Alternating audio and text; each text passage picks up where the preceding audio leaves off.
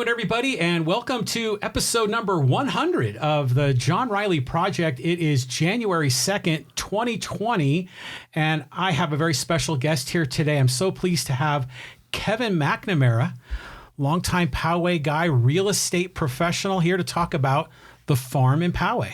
How you doing, Kevin? Good afternoon, John. Number 100. I'm honored. You are. Yeah. I told all of our listeners and viewers that we were going to make episode 100 very special, and I couldn't think of a better guest to have. Oh, I could.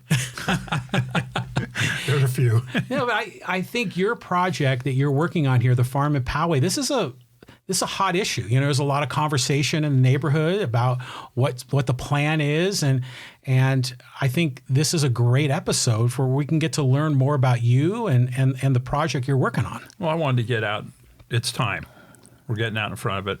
The EIR, the Environmental Impact Report, that's an EIR, will be released the end of this month. And then February 23rd, the GVCA, Green Valley Civic Association, is hosting a forum. And then we go to City Council.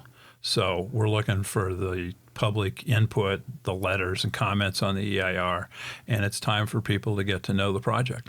Right on. See what they're going to vote for.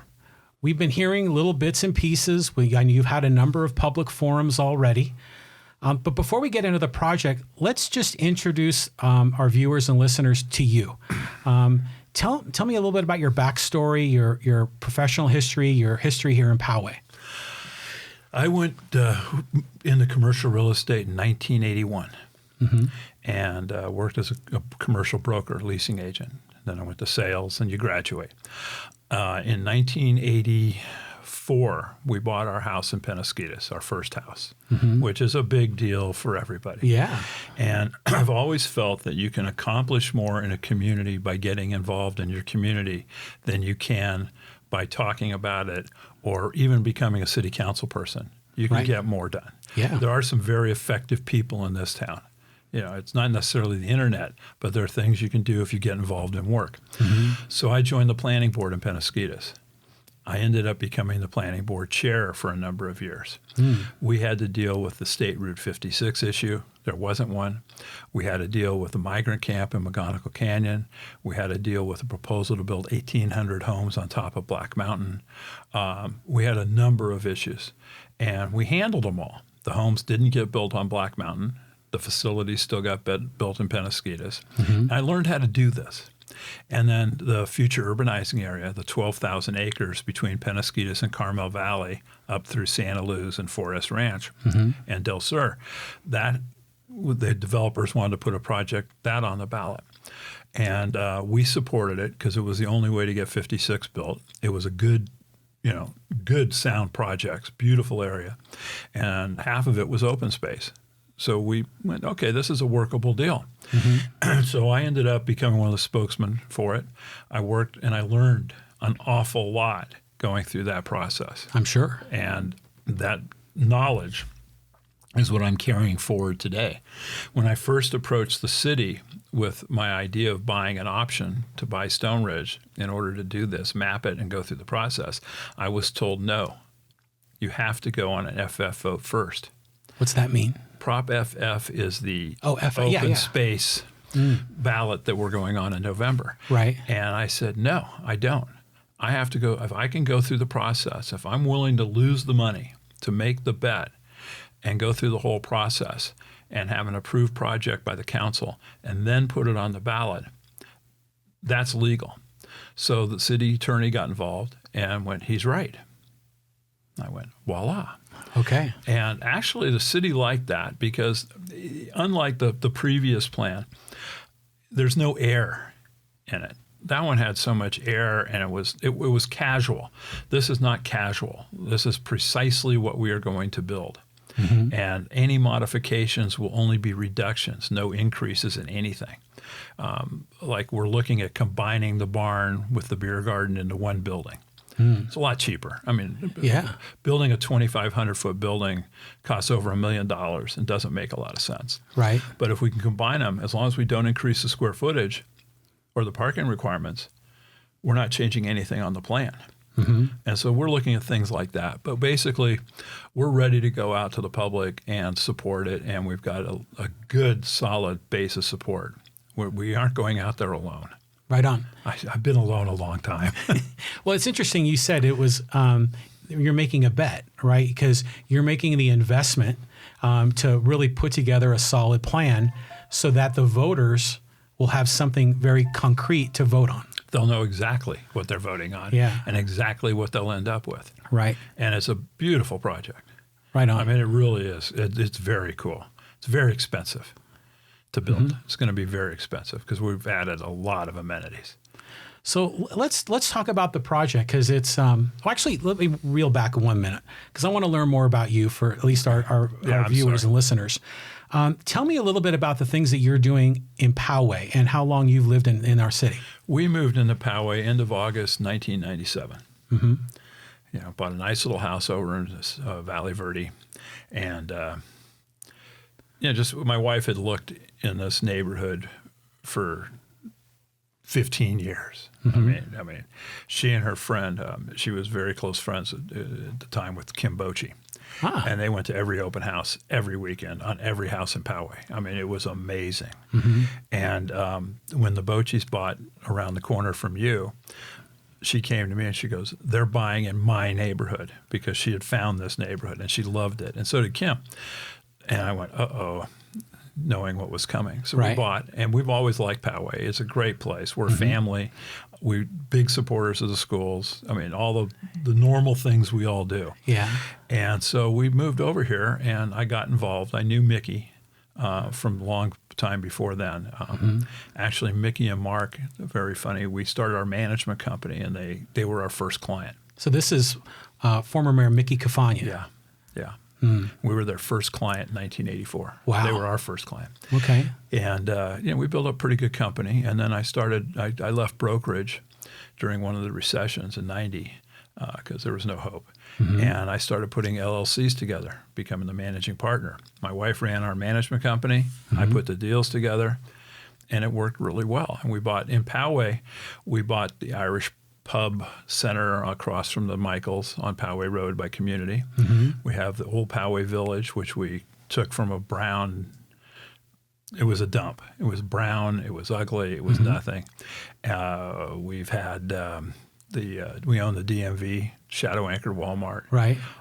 We had some office buildings we sold. We had a number of properties in Poway, but I had a lot of properties all over San Diego and California and Oregon and Reno, Truckee, Montana. Yeah, we had a lot of real estate. But there's a lot going on with that old Poway Village. I mean, there's a lot of new businesses, restaurants. They're trying. They're trying. Yeah, they. It's going to be interesting to see how they all do. That's an old building. Right. Yeah, and it needs some infrastructure to help these businesses survive. But really, what I'm hearing from the waitresses in town and the waiters is Poway people have been so good since the water fiasco that I think they'll do well. Yeah. The new barbecue place is really good. Yeah, they had a nice profile in the UT a couple of days ago. Yeah, it was really nice. And then the wine place is getting real popular. Mission Cellars is getting real popular, and that guy makes good wine. Right on. I was really worried about him at first because I thought, Ramona grapes? I mean, I like wine. I like good wine. And I was worried, but he gets all his grapes from Napa, and he makes a great wine. Wow. Yeah. And so, I mean, it's good for him. And beer is beer. Everybody likes beer. So, it's good luck to him. Right. Yeah, we sold it. I sold it because, we'd had it for 20 years. We'd made our money. It was time. And we weren't going to put any more money in it. I mean, that's just the way partnerships work. We were done. Right. So we sold it. And then, I've been selling the last few years because the prices have been ridiculous. Yeah. I mean, they've been ridiculous. For commercial real estate, it's not healthy. And the rents have gone up to where the tenants can't afford the rents anymore. Yeah. We're seeing that everywhere. And we were a pretty good landlord. We kept our tenants in business during the recession. And so I'm pretty proud of that. I mean, it about killed my wife. I mean, it was hard. That was a tough go. Well, we had 1,000 tenants. Wow. And they all wanted rent reductions. Yeah. I mean, that's all they think of. Right. And so we had to work with them all to keep them. We tried the ones that were going to be able to stay in business. We'll do everything we can for you. The ones aren't going to You can't waste too much time on something that's no chance of success. So, but then we sold our business too. My wife and daughter now own the Poway Countryside Barn over in Old Poway. Okay. And the hottest little Christmas shop in San Diego County. I follow that store on Facebook. They have a great social media campaign. It's my daughter. Thank you. Yeah, she does a good job. She's going to be working mine.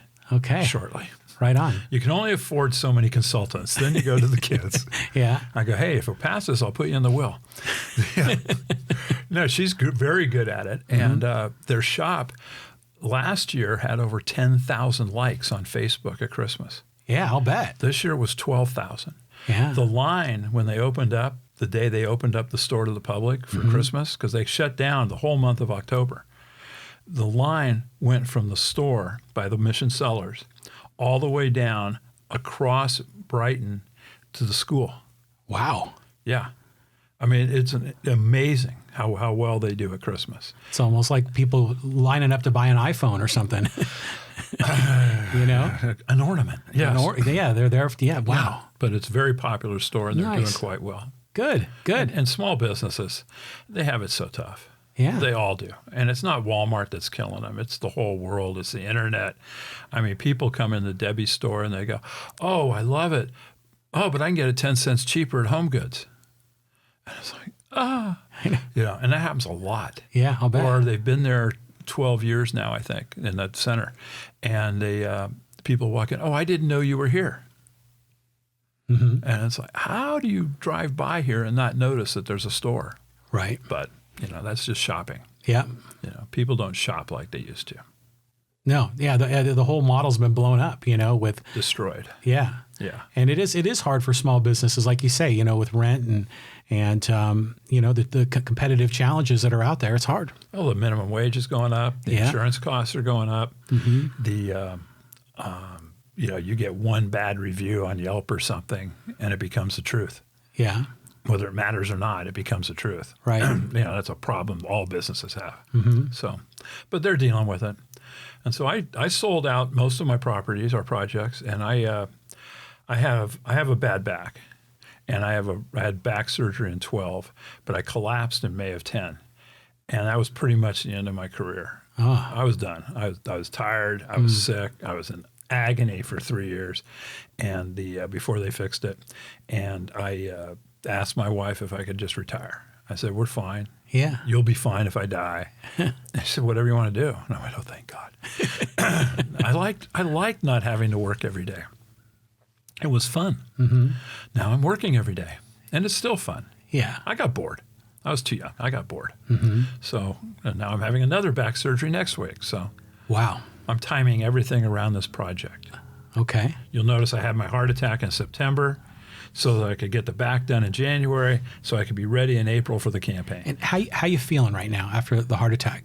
I'm feeling pretty good. It was a tough go for a couple months. Okay. I had the Widowmaker, and I got the stent, and I have some damage. But doctors say I'm fine. I don't see the cardiologist for 6 months. Good. So I'm good. Right on. Yeah. And heart attack is nothing like when we were kids. Yeah. Like my dad had heart attacks, and it was a big deal every time. Now it's, a couple days in the hospital and you're home and having a good time again. Beautiful. Yeah. I'm glad you're healthy. I'm glad you're putting this project together. So I am too. And surprisingly, my whole family's glad I'm healthy, which I thought was kind of cool. I was appreciated for a couple of months. Right on. That's ended. I'm back to normal. Okay. So, but we're good. So let's talk a little bit about the timeline up to today. So, there was a project that was previously planned, and there was a vote, and there's the owner, and then you got involved. So kind of walk me up to where we are today. Well, obviously Schlesinger was controversial. Right. The fair way to put it. Yeah. And his project would have worked, but people got upset early because of him. They got upset because something was being done they didn't understand. Right. And the opposition, they rallied around the fact that it wasn't set in stone. Well, we don't know. He's changing the zoning on all the land. And people don't understand how all that really works. And it would have worked. They would have had a golf course. And then it was a 55 and over 180 condos. And it was like a 9-hole course, right? It was a smaller course in Stoneridge, but they would have had a course. They would have, yeah. Yeah, for however long, we don't know, but they would have had a course for a few years at least, and then, you integrate it into the HOA or whatever you have to do to keep it alive, but it didn't work. And, he managed when he pulled the tennis club away, that ticked off a lot of people. The tennis club members were really ticked off. And then they made 2 very fatal mistakes. One, they served alcohol at a contentious public meeting at Stoneridge. Whoa. That's not a smart move. Yeah, right. When guys are coming in mad, don't prime them. Right. It just doesn't help. And then their consultant threatened, and it was the truth, but if you don't vote for this, we're going to shut down the course the next day. Right. Well, people don't react well ever to threats. Right.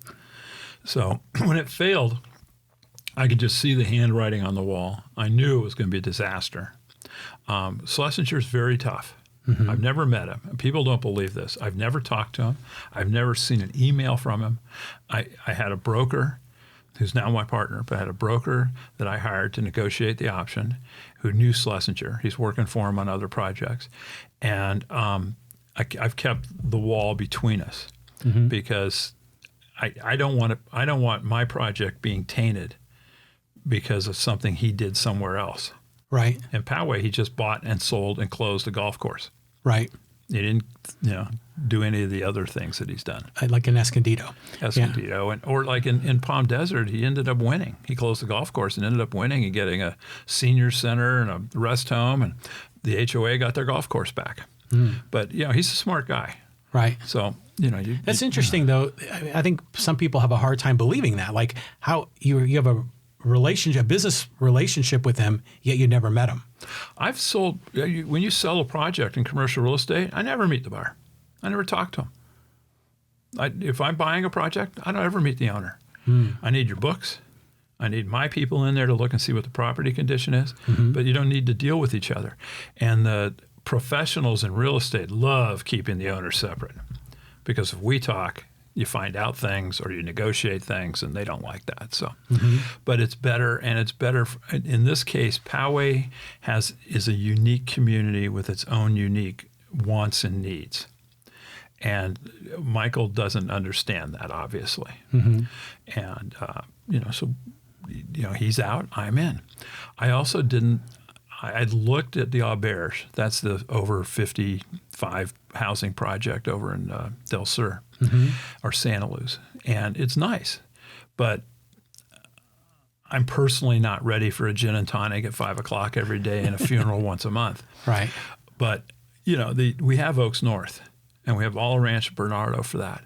But Poway has always been a family community, and the neighborhood is all kids and dogs still. We're getting older. But around Stoneridge, the houses are under $1 million, and kids are buying in there. My son and his wife live there now. They bought a house over there, and so they're getting kids again, and which is good. I think it's healthier for the community, because we're one of the problems with the country right now is our generation almost has to die to save us financially. Social Security, Medicare, all the wants and needs we have, right? But we're not going to. No one's going to volunteer.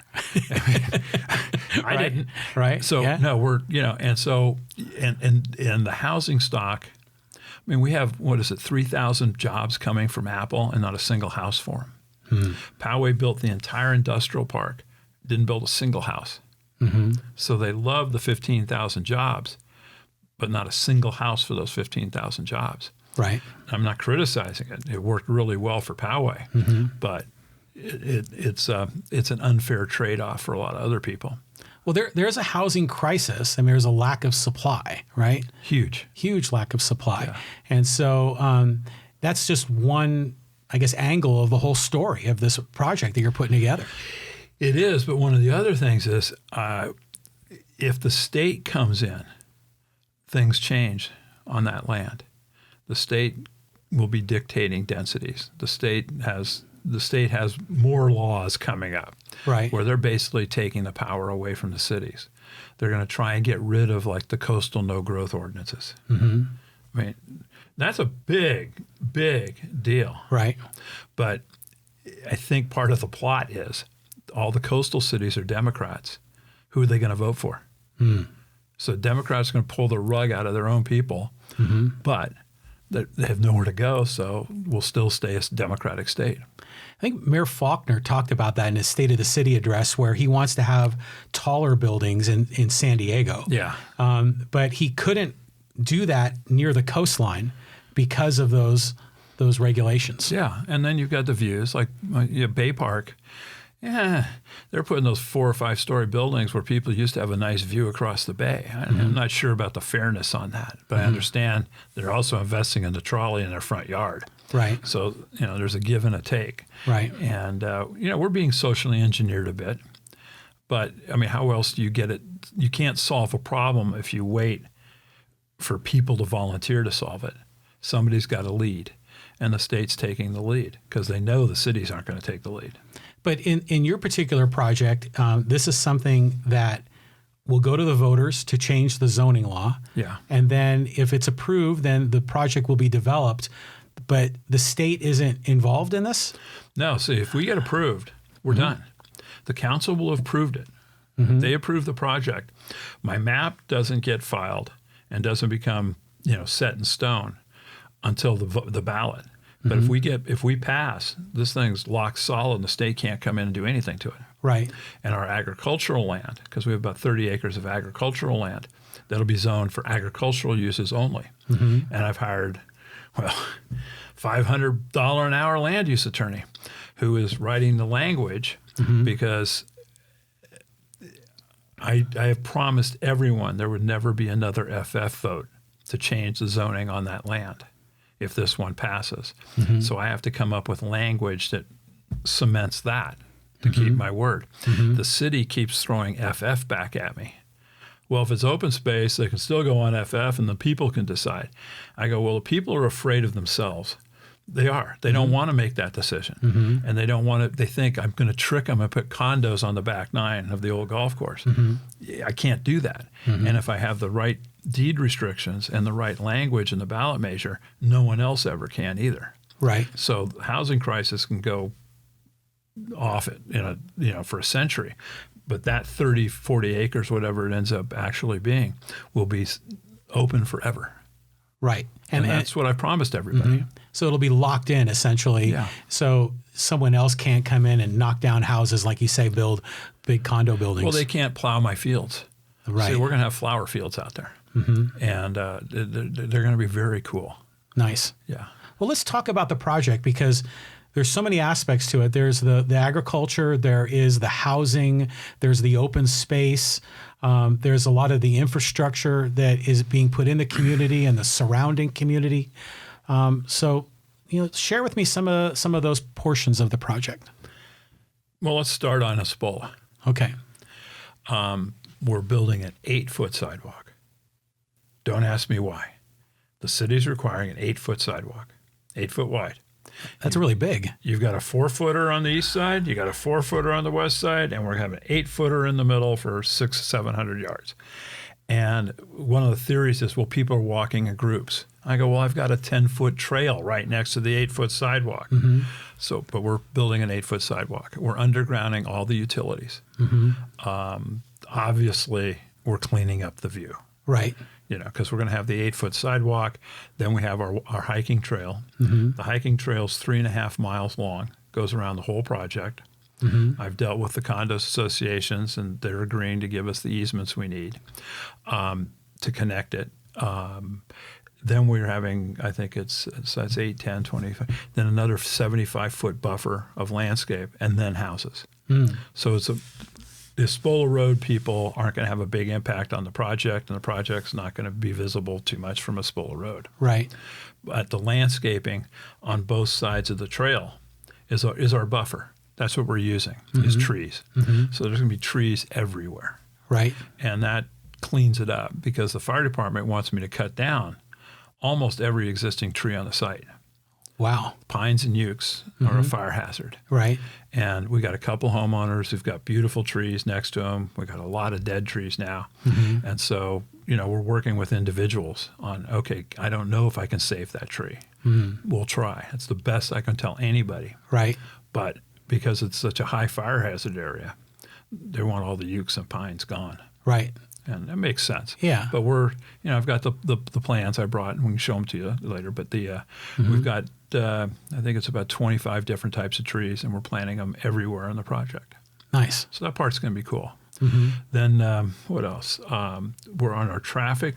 We're spending about $1 million on Espola Road, fixing it up, getting the intersections fixed, going to adaptive signals. New terminology. Basically, in the morning, if you're coming eastbound on Espola, Valley Verde gets tied up. On the left turn is the mom's trying to take the kids to Chaparral, the parents taking the kids to Chaparral. That won't happen anymore. The lights will change constantly. So you won't be sitting there waiting and waiting and waiting, while no one's going through the intersection. So I was reading about this. This is very interesting technology because now I think the city planners will program the stoplights, to be at within a certain time window. The street timing is a certain way, and then in the afternoon it's different, in the evening it's different. But I think your project, it's real time. Yeah. So it can gauge the traffic flow in real time and then make adjustments on how to program the signals. Yes, it's expensive, but it works. We're actually improving, and no one's going to believe me, but the traffic study shows that we're improving the traffic flow both ways on Espola Road, all the way through Pomerado. We're taking it all the way down to Pomerado and RB Road. So from Martin Coit to Pomerado? Yeah. Yeah. All the way. There's 4 or 5 signals, I think. Yeah. And it's going to be great. Yeah, it's hard to because people think Espola's a mess now. And I drive it every day, and 10 cars at the light is a big traffic jam. Yeah. It's not a mess, but, Then we're actually changing the left turn lane at Cloudcroft, so they'll have an easier way to get in and out. Some people wanted a light, but that's too close to Martin Coit. Martin Coit will be the entrance to our property and the primary exit. That's going to become a 4-way signal then? Yeah. With total new crosswalks and everything else. Okay. Even though our kids are going to Chaparral, not Painted Rock. Right. So, but let's go back just to the project. The trail system, it's open for horses and people, everything else, all that. Then we have the beer garden. The beer garden is designed to be 2,500 feet. It's small. Little restaurant is what it is. I don't know who's going to run it, what we're going to do with it yet, but North Poway, there isn't a lot to do. That's true. We have Chicken Charlie's now. Yeah, we do. We do have Chicken Charlie. I was there a few nights ago. And he's doing well. Yeah, he is. I laughed when I saw the internet. People were going nuts. Oh, my God, this isn't healthy. I went, yeah, but everyone goes to the fair. Right. So, and he has a good business, and he's got good food. Yeah. But we'll be a couple miles away, and we'll have a combination. We're not going to have a full liquor license, but it'll be just a good place in the afternoon to sit. The barn next to it is designed to be 4,000 square feet. We might lower that. We might combine it. We don't know yet. I mean, that's a pie in the sky right now. It's the least of my problems, but we will build it. So is the barn more of a community space, Yes. like to have weddings and that sort of thing? I'm not sure on the weddings. We do have it planned for, but we can't have too many in that neighborhood. Right. But it's going to have a farmer's market during the summer. Okay. Because when I get to my community gardens, you'll understand why. They can do yoga classes in there and that kind of thing. It might end up being part of the HOA. It might not be part of the health club. But it's going to be an active center and a good place. We don't have any place to have meetings except for the Painted Rock Gym. In North Poway, yeah, that's true. Yeah. And the Painted Rock Gym, I sadly found out in October last year when I had my first meeting, only holds 400 people. Yeah. And, so. It was standing room only for that event. We weren't ready for that event. We walked in. People arrived before the meeting started. Yeah. And we were trying to set up a horseshoe so people could walk around. Because most of these meetings, you get 50 to 100 people over 3 hours. Yeah. It was a mess. I mean, it was just overrun. And, and they couldn't see our consultants. They couldn't talk to them. And then you always have a couple guys in the back who want to make more noise than the people in the front. Yeah. And so we just dealt with it. And then we've had about 40 neighborhood meetings. They've gone real well. Well, I just know when I was at the one at Painted Rock. Yeah. And, there's a lot of people in our city that really care, and they're curious and they want to learn more. I mean, there's some people that want to challenge the system. But overall, the reason they're there is because they care. Well, yeah, in that neighborhood, most of us have been here over 20 years. Yeah. I mean, it's just kind of like you don't move. Yeah. And, there's no place to go. Right. It's hard to upgrade. Yeah. I mean, it's a nice area to live. And, and they do. And there were a lot of the Stoneridge people still wanted the golf course. And you had to deal with that. And the reality of the golf course was, though, the second he closed the gate, he lost the CUP to operate a golf course.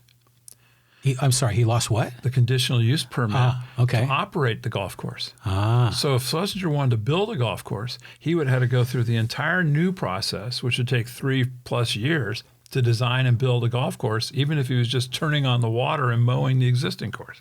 Wow. He lost all rights. Okay. So it it complicates things, but it kills the course. Plus golf is kind of like where tennis was in the 90s. It's slowing down considerably.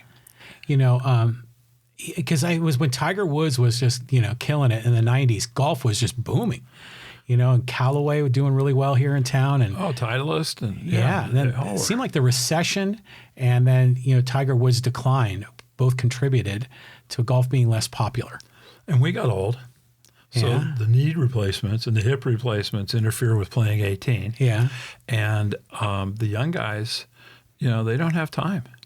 I don't know about you, but when my kids were little, I didn't play very much golf at all. No, not at all. No, I was dad. Yeah. And, fortunately, we had the old Carmel Doubletree in Penasquitas. I could take my kids over there to hit a ball, or Oaks North. Oaks North, it's where where boys learn how to swear.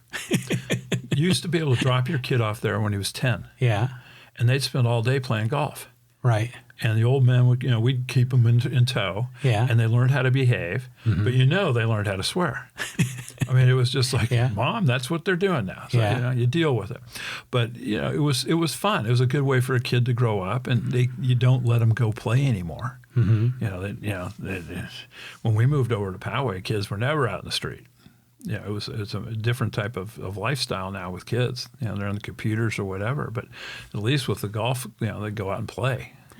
Well, it seems like there's a lot of golf courses, that are closing in San Diego County. And there's like this movement of transforming the golf courses into these either housing developments or these sort of agri-hoods, or environmental mitigation areas.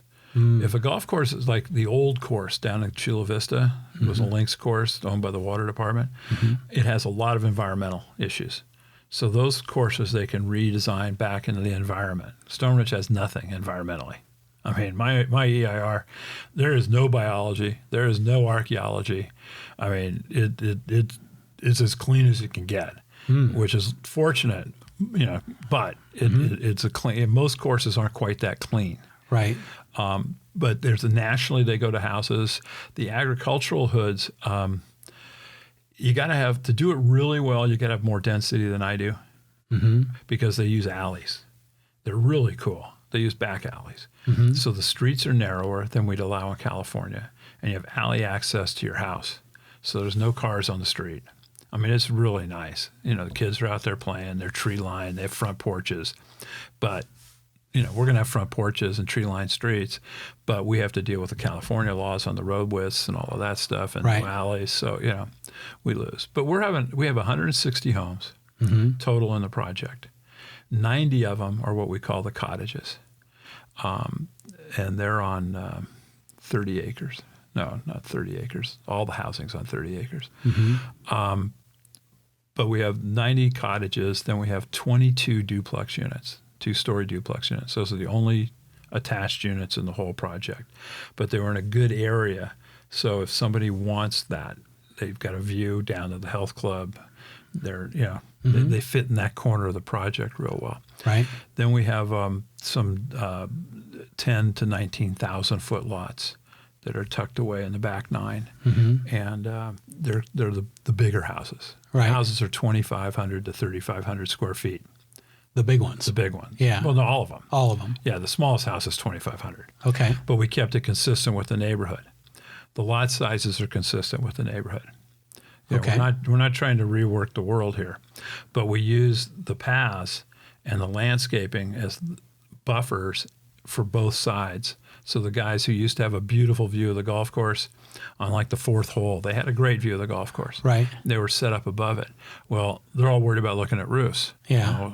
We're going to plant them out of existence so they aren't going to see the roofs. That's all you can do. Right. And then the health club, that's still in flux. It's going to be a combination tennis, pickleball, swimming. And we're trying to design it away from the houses as much as we can. I've got some friends that live on Tamush or St. Andrews there who we met. Right. Yeah. People aren't shy about that. It's pretty interesting. I mean, the people, I get a fair amount of calls still, even though I've been quiet. I get a lot of emails from the public asking questions, and we go meet them. I go to your house. I mean, that's what I do. I mean, if somebody calls me, I'll go over and talk to them. One of the guys on Tamushanner called me. His wife was real upset. Went over, showed him what we were doing, showed him where the community garden was going to be. Turns out she likes to grow her own vegetables. I go, well, you can walk out your backyard and fiddle in our gardens. Right. Oh. And it was a buffer to where they weren't going to have people looking in their backyard, which was their concern. The trail is a concern, but we've buffered it so they aren't, you still have your privacy. And let's face it, there aren't going to be hundreds of people walking on that trail every day. Right. Right. It's a hard walk on the back 9. Yeah. There's some hills. Yeah. Some hills. Yeah. And then we've, what else can I tell you offhand? Let's talk to community gardens for a second. Okay. Those are fun. I mean, those are fun. This company, Farmscapes Inc., Farmscape Gardens is what it's called. They do community gardens all over the country. They design them, they build them, they manage them, they maintain them. So they can be a high cost or a low cost depending how the HOA wants to run them.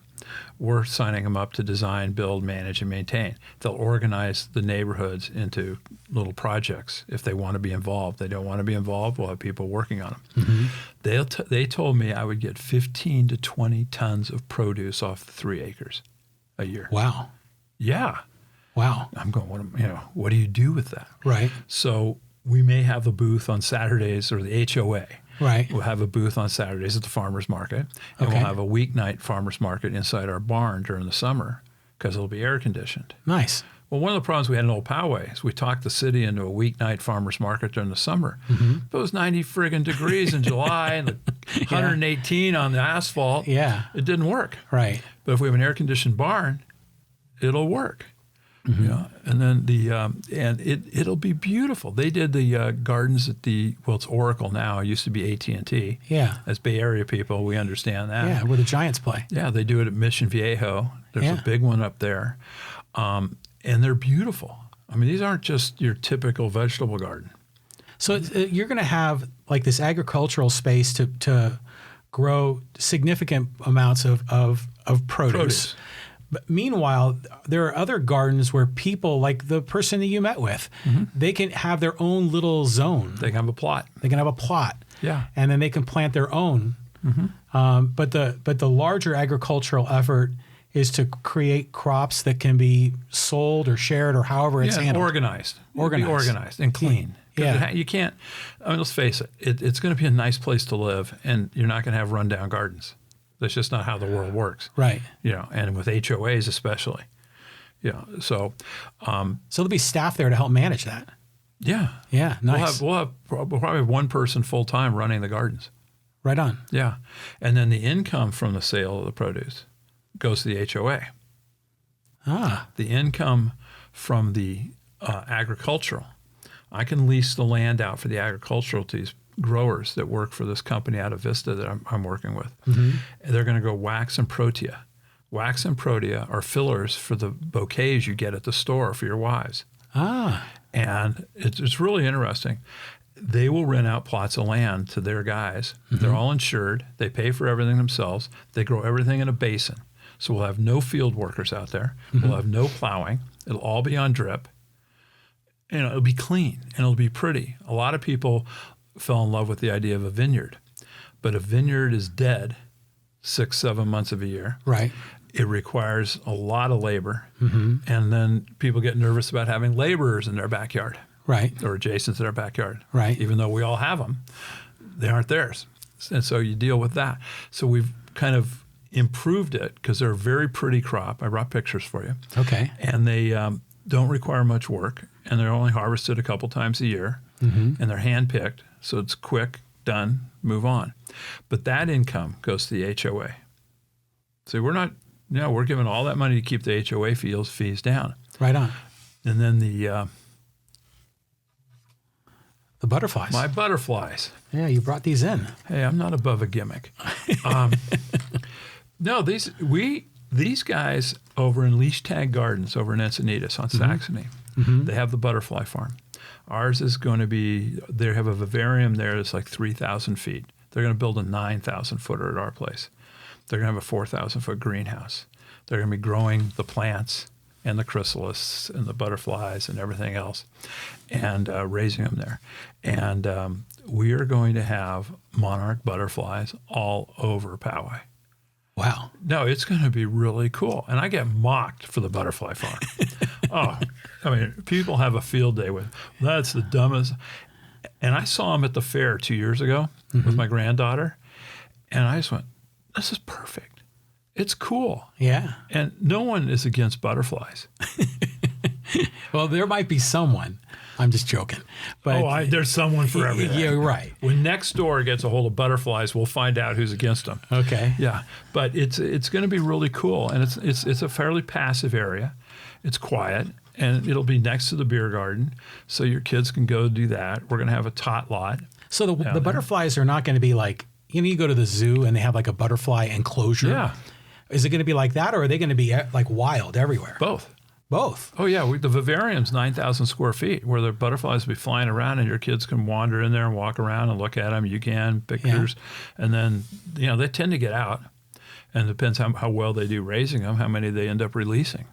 Okay. Yeah. So it's going to, and then with the tot lots and stuff down there, it's going to be a lot of fun. And then the tot lot we're building as a challenged. What tot lot? What does that mean? Swings.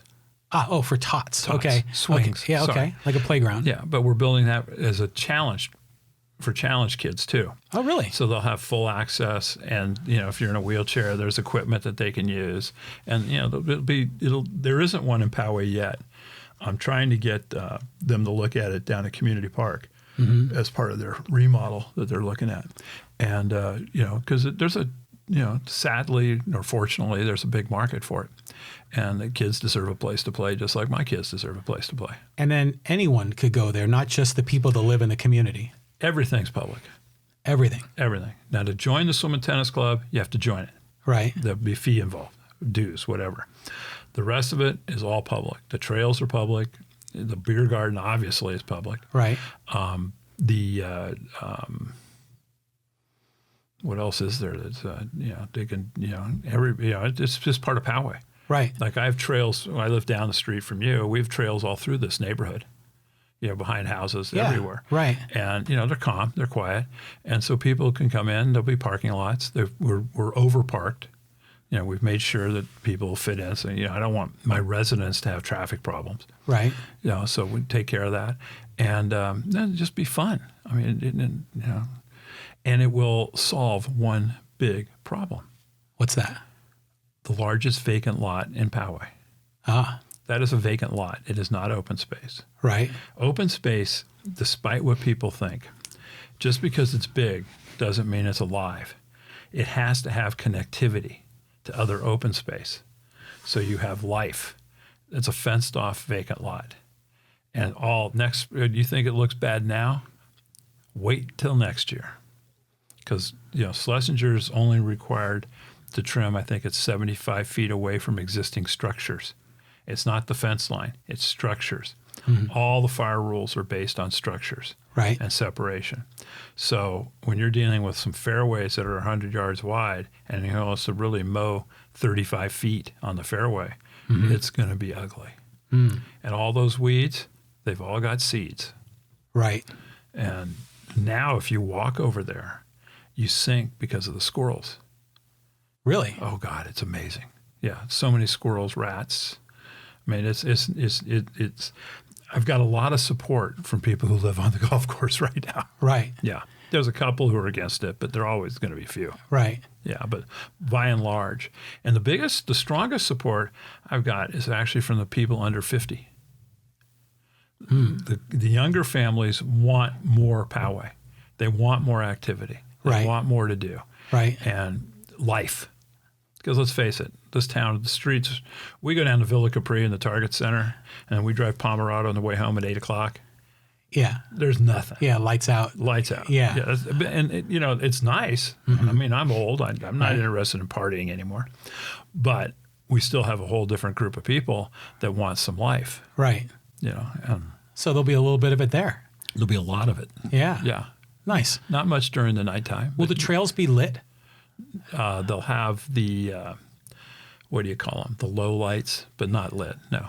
Right. Yeah, we don't want nighttime walkers. That's. Yeah, I understand.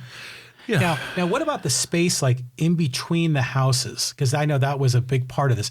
Is that where the trails are going to be, or is the gardens going to be there, or is it a public thoroughfare? The trail is on the edge of the entire property. Okay. It surrounds it. It's a great 10-foot buffer. Okay. So if we have to have 100 feet between structures, according to the fire department on the back 9. That's the highest fire area in Poway. Okay. Oh wow. Yeah, and the fire studies, we're actually improving the conditions in case of another big fire, because it'll be cleaned up. Right. And the trees will be gone, and the houses are going to be, they'll be sprinkled, they'll be solar, they'll be, gray water. I mean, the fire rules are pretty amazing now. And hopefully, we help solve part of that problem or prevent part of that problem. But CAL FIRE's coming out with a new study, and I think it was the Cedar Fire was based on 40-mile-an-hour winds. That's 40 or 50 is what they were basing it all on. That was the one in 07, right? 04, I think, or Witch Creek. The oldest one was the new one is based, I think, on Witch Creek, which was 07. Okay. And that's based on an 80-mile-an-hour Santa Ana coming through Poway. Okay. That's a big difference from 40-mile-an-hour Santa Ana. Yeah, it is. And and that's why you're hearing about insurance policies along the edges getting canceled because, the insurance companies are going, well, your house will burn down. Right. They're not going to pay for it anymore. They don't want to. And then you've got the environmentalists who don't want you to cut the coastal sage down from the side of the hill, which is the reason you have the fires. Right. So, when people on Stoneridge say, well, the coastal sage will grow, fire department isn't going to let any of it grow on Stoneridge. They don't need that either. So it's potentially less of a fire hazard even when it was a golf course. Oh, yeah. Yeah, because there's no eucalyptus or the pine and everything else, right? Yeah. The ukes are a bomb. Yeah. They are, and the pines too. Yeah. Do you ever see a pine tree you catch on fire? No, I don't think I want to. We spend a lot of time in Tahoe. When the fires start, oh my God, it's amazing. Yeah. They burn. Wow. So, and then what else can I tell you? Oh, and then the butterfly farm. Butterfly farm's on 2 acres. They actually have money. They'll be paying rent. They build their own facility. So who do you mean they? It's a foundation. Okay. Over there. And that money goes to the HOA too. And that's like $30,000-$40,000 a year to the HOA just off the butterfly farm to keep the HOA dues down. So we've got this kind of little plot to keep it cheap. We're having no Mello-Roos. So we're paying for all the improvements up front. That lowers keeps the property taxes lower. Right. And then you've got the developer fees to the school district. Those are stiff. Right. And then the school district, because that's the next one that people want to, are nervous about. We're supplying, according to the district study, 109 kids to the district from K through 12. And there's how many homes again? 160. 160 homes, 109 children. Yes. And Okay. that's what the school district says. 60 would be going to Chaparral Okay. from K to 5. Right. And then it spreads out between Twin Peaks and Poway High. So our impact on the schools is minimal. And the school district says, hey, great. We can handle it. But 109 children to 160 homes, that seems like a low ratio. Well, it's based on the district's numbers. I don't make up my own numbers. Right. And, let's face it, a lot of us are going to move over there. So there'll be older folks there that don't have children anymore. Yeah. I mean, you've Empty got, nesters. If you're a 4,000-foot house in Green Valley, this is your chance to stay in the neighborhood. Right. Get out. Right. Because most of us, there's an age when you really do want to downsize a bit. Right. And a lot of people in North Poway and Poway want to downsize. And you got to find a place where you can go. And this will be a good part of the community. And, So your prospective home buyers, people that might downsize, you're talking about young families buying into Poway. So a little bit of both there. Yeah, Poway, I think, is horribly undervalued. I really do. I don't think the realtors have done a great job marketing this town for what it is. Del Sur is $800 to $1,000 a square foot. Poway's $3,000 to $4,000. Really? Yeah, Wow. big difference. Yeah, that's huge. I mean, you saw Tony Gwynn's 7,000-foot house just sold for $1.5 million. Yeah, I thought that was really low. Yeah, But he had squatters in there, and it must have been who knows damaged. what the condition was, Yeah. but it's not a good comp. No, yeah, that's true. It's not. Yeah. And so we're just going to try and, we're creating an alternative. Okay. And there aren't any others. I mean, and then what'll happen, in my theory, kids and people will come over to look at this project because this is going to be an exciting project. Right. And there aren't many model homes. I don't know about you guys, but my wife spent a lot of time going through model homes over the first 10 years of our marriage. That's like a hobby for some people. It's like hitting all the open houses and the model home tours. And, Well, the women get a lot of decorating ideas. Yeah. You end up with a nicer house. yeah, that's when true. They're done. Yeah, you're right. I'm fine. Yeah. So, but they're going to start looking in Poway. Now, when they start driving through Poway, if they can't afford the house in Stoneridge, let's say, or the farm, they can't afford it, that's fine. But they start roaming around Poway and they can find another house for maybe $800,000-900,000 around Stoneridge. Or if you go down to South Poway, $700,000 to $800,000. Right. I mean, because that's really, Poway's not cheap, No, it's not. but it is compared to the west side of 15. So they'll be looking here, which they aren't right now because there's no motivation to come over and look in Poway unless you really want to move here. And there's not a lot of inventory either. So. There's none. Yeah. So you find out and then you go from there. And I think you're going to see the guys, when I was 30, 35 and we drove over here the first time and saw the acre houses, I thought it'd be fun. I had no idea how much work it was. Oh, yeah. It's brutal. But yeah, and I tell my friends, when you turn 50, you don't want to ever deal with PVC again. You don't. It's a constant effort fixing sprinklers. But and then the fruit trees, and you got you got stuff you got to do. Yeah. But they're going to be enamored with the area, and they're going to be enamored with the town because 50% of Poway is open space now, and people don't really appreciate that. I mean, it's a lot of open space in this town. Right. And so I think we'll get activity. The realtors tell me for every house that we'll sell in the farm, 2 houses will sell in Poway. Really? Yeah. Don't ask me the reason. Who said that? Well, actually, Sue Herndon told me that. Really? Well, she's a professional real estate person. She's a legend. She's a legend. Yeah, she is. Yeah, I believe her. Yeah. And, and I met with Ginger Corvette's crew. She brought in a bunch of the top realtors. And, the realtors are excited because they'll get inventory. Right. And I don't know where the person goes who sold their house that didn't buy one. But, they tell me that 2 sell for every one they buy. So we'll get a raise in value. Well, yeah, I would imagine that. I mean, some of it will be addition by subtraction because the vacant lot's over. But tell me, there are some of the homes are large, some are small. I mean, what kind of price range do you think these are going to land at? That part is hard to tell because you don't know what the economy is going to be. You don't know what the interest rate's going to be. Right. I'm presuming which is the rates will stay low. But if rates don't stay low, the price comes down. I mean, it's it's going to cost X amount of dollars to build every house anyway, and then the profit margin for the developer is higher when the market's stronger than it is if the market isn't. Yeah. But this is a $1 million neighborhood. Right. And, so I tend to think there'll be the 2,500s might be 800 grand and up. And then the 3,500s are obviously going to be over $1 million. Right. But then when you get done with the upgrades, I have no idea where they're going to be because people upgrade. They don't ever buy the carpet that the developer, Yeah. You don't ever see what your house would look like if you didn't upgrade everything.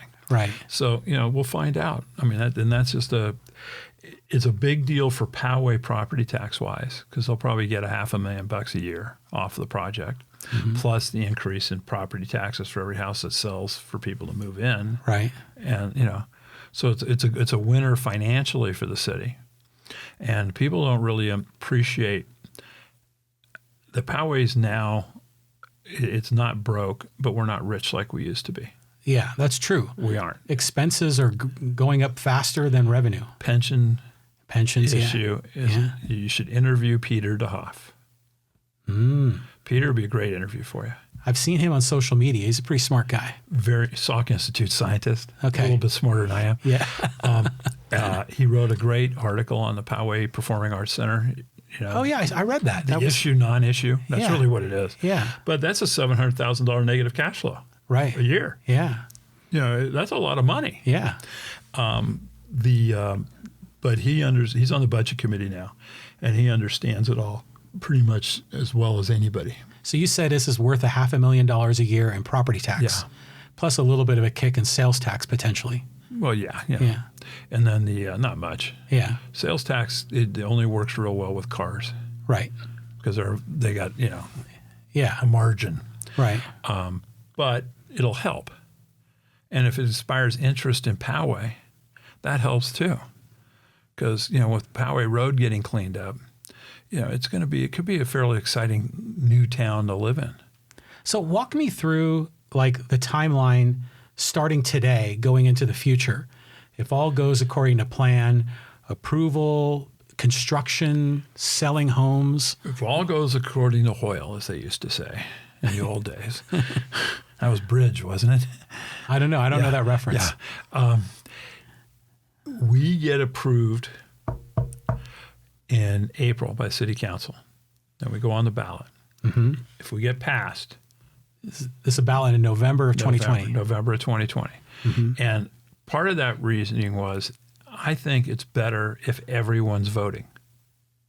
Yeah. I know the strategy on like the San Diego Convention Center expansion is do it in March, because then you only have the Democrat passionate yes tax people voting. Yeah, and like the school bond that they're going to do, that's in March for Poway Unified. Yeah. Yeah. Good luck with that one. Yeah. And that I would bet they're on the ballot in November too. If it fails in March, they'll be relentless. Yeah. This one has as slim a chance of passing as any bond issue I've ever seen. Right. Especially with the state having a bigger bond issue. Right. It's like, and you've got what they haven't done, and I've told a couple of school board members this, they need to do analysis on the $1 billion bond. Okay. They need to say, where are we? Because property values have exceeded, I would think, they've exceeded the analysts' estimates when they did the bond. I think we'd be ahead a little bit, at least at this point. Okay. So if we're ahead, where are we? So what is the $1 billion? What does it really mean today? And that's like the first thing you got to discuss. Right.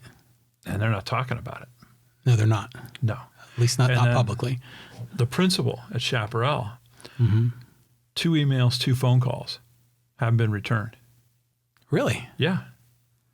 And do I go to the superintendent or do I go to the school board? Right.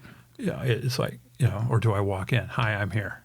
I'm easy that way. I'll walk in before I rat her out. I guess I just did rat her out. Yeah. But I'll walk in and say, hi, I'm here. But, it's like it's common courtesy to just return phone calls. Right. So if the district isn't even returning phone calls, that's not a good sign either. But the district's not my problem. But it is a concern of the voters to make sure that the schools have capacity. Yes. But the bond issue itself is not really in your zone. So no, and I'm not opposed to the bond issues. I've voted for every one of them. I've supported them all financially since 1980 something. Right. I've been on the committees when Bob Reeves was superintendent and Don Phillips. I mean, I've worked for the schools forever. But sometimes you can go the well once too often. Right. And they got a lot of explaining to do. Yeah, I think people are still a little bit burned from the $1 billion bond. So we'll see. But you're bound to be on the ballot in November. Yeah. So if it's approved in November, then what? Then we do the final engineering. That'll take a few months. And then we start grading. I would say late 21, early 22, we've got something up that people can see and probably walk through. And then 22 people start moving into the project. Really? Yeah. And then it depends how fast you phase. They phase everything in these developments. Right. And I'm not the expert in phasing.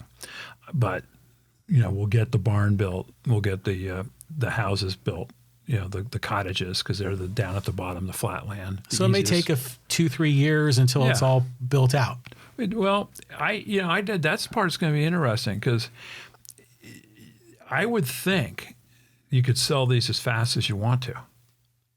So if the economy's strong, in the old days, they used to wait a week and raise them $20,000, and then wait a week and raise them $20,000 and sell 3 houses.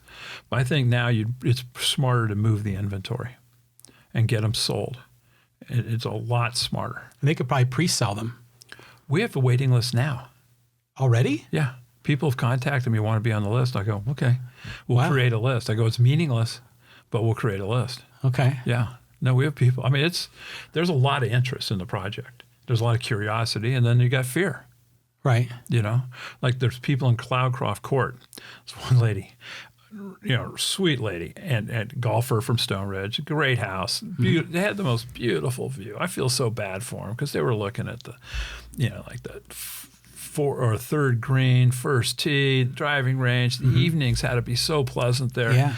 Yeah. And they were worried about Cloudcroft Court being connected. No, we're leaving it as a cul-de-sac.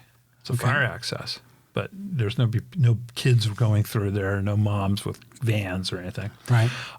So we've been working on that. We have Boca Raton has access to Martincoit at the top of the project. Right. So we're not going out that way. They'll be coming down through our project. Okay. Which is, one guy said, well, you're going to be driving on Boca Raton. Why would we? You have to go up the hill to go down the hill? Right. Nobody does that. So there's, some shortcuts that people use through our project, but we're not shortcutting through anybody else's neighborhood. And that's been deliberate. Right. We have to be careful. Right. That makes sense. I mean, that's everyone's concern. I mean, there's a number of topics, and we're going to get into a few more, but traffic is always a hot button. I mean, I live, right off of Stone Canyon, and the people here on Stone Canyon are very concerned about increased traffic or people diverting off of Espola and doing Martincoit Stone Canyon. Well, Stone Canyon, when you're coming down the hill, people speed. Oh my gosh, yeah. But it's our neighbors. You're right. So it's us. Yeah.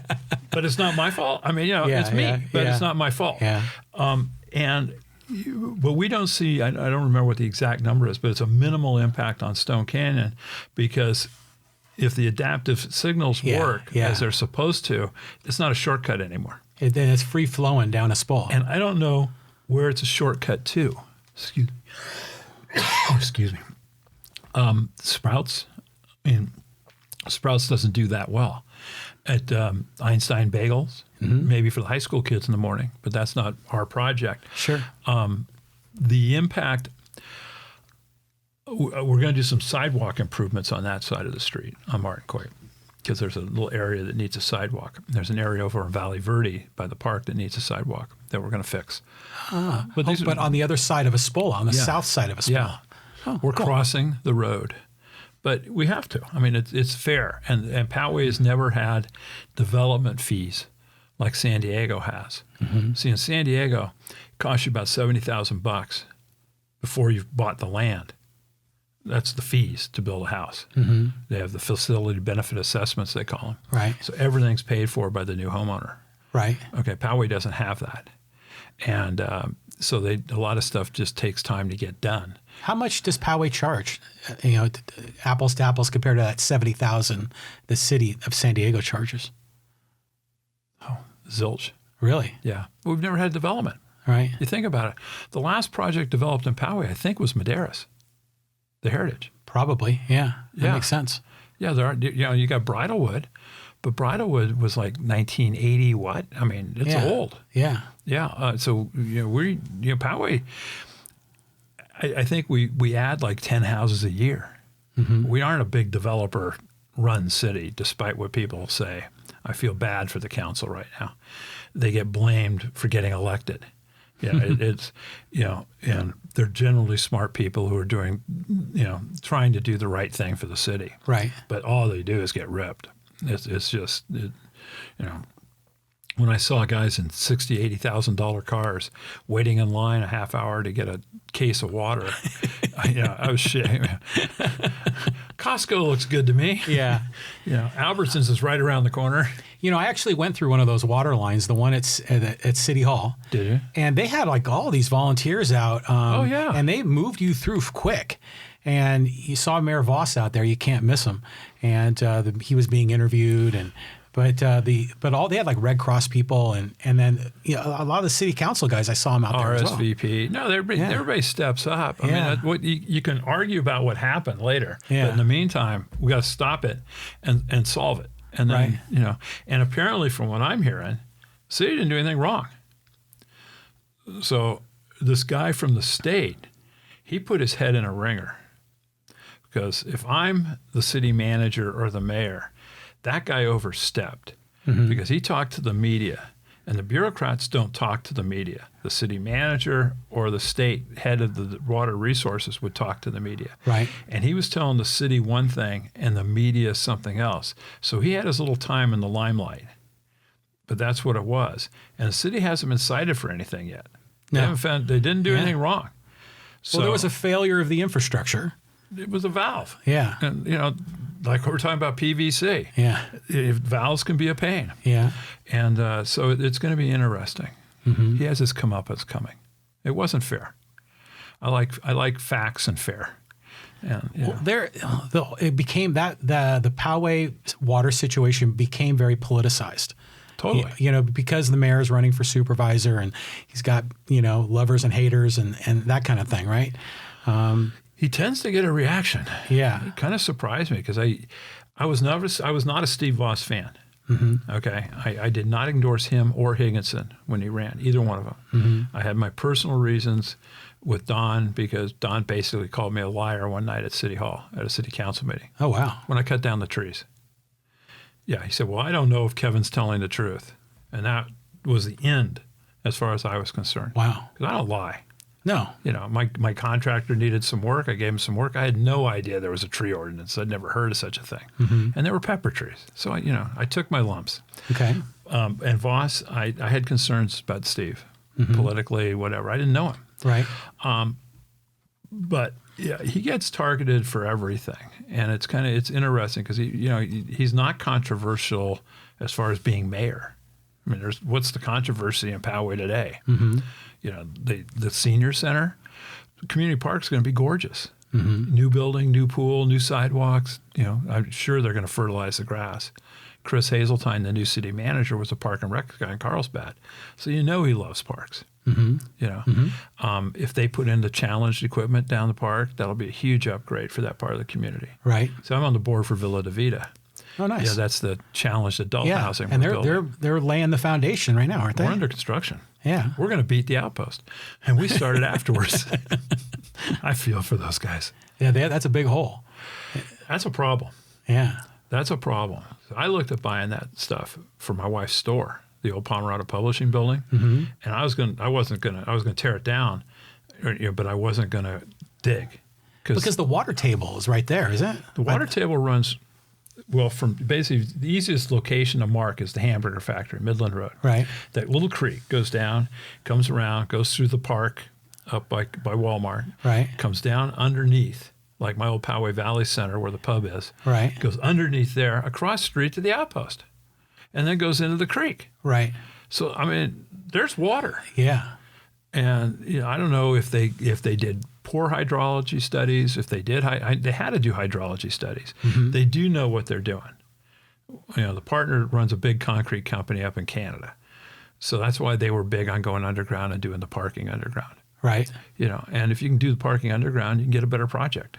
Right. I mean, at one point when we were meeting on Poway Road, we're digressing now, but I kind of looked at, could we get Elon Musk here and build a tunnel?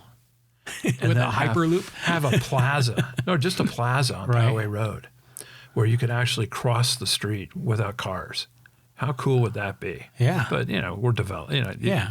If the world was like Stoneridge, where I started from scratch, I even had somebody ask me if I would build the bowling alley at Stoneridge this week. Really? Yeah. I went, no. Won't work.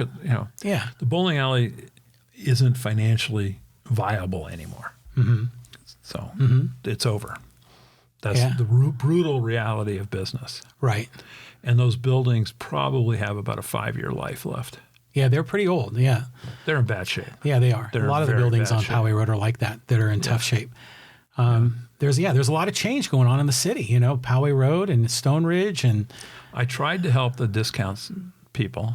I talked to the brokers about the Staples building up in the industrial park because it's been vacant a while. Oh, yeah. And it's in the In-N-Out Center. Yeah. And it's like 19,000 feet. And I asked one of my friends from the Episcopalian, Presbyterian, on RB and on Palmerado, who was involved. I said, well, what do you think? She goes, if we could work together. I go, all you need to do is staff a cash register and put different colored tags on the items. Right. And you can all, but if they can't work together, it won't work. But they could get in there probably for less rent than they're paying today if they'd work together. Right. I don't have time right now to do that one. I have to work. I have enough problems. Yeah. That's a good solution because everyone's always concerned where the thrift stores are going to go. And if there was a large open space and they were able to creatively partition it and do it, they do. The Rite Aid space is still available. Yeah. People talk about how bad Poway Road is. Poway Road's bad physically, but it's 97% occupied. There aren't hundreds of vacant buildings. 97%. Yeah. Wow. Retail has gone since I bought Old Poway. That was our first investment in Poway. Mm-hmm. When I bought Old Poway, the average rent, you won't believe this one, because it was poorly managed, was 19 cents a square foot. Wow. Gross. Which means there's no other charges. No triple net or any of that? Nothing. Okay. My eyes gleamed when I saw that rent roll. Wow. I knew I could improve it. You're right. And then now I think they're asking it's the total cost of occupancy is like $250, $279. Poway Road's over $3. And now when the state's talking about messing with Prop 13, that's actually so dangerous because as a land or building owner, my leases are all triple net, which means the tenants pay taxes, insurance, and maintenance. Mm-hmm. So when I sell the project, the property taxes go up, pass through to the tenant. Right. So it's a business tax. Right. That's all it is. It's exactly right. It's not going to do a darn thing to me. I might have to eat part of the taxes for a couple of years, but that doesn't hurt me at all. But it really hurts the businesses. Right. So it's another bad idea. Right.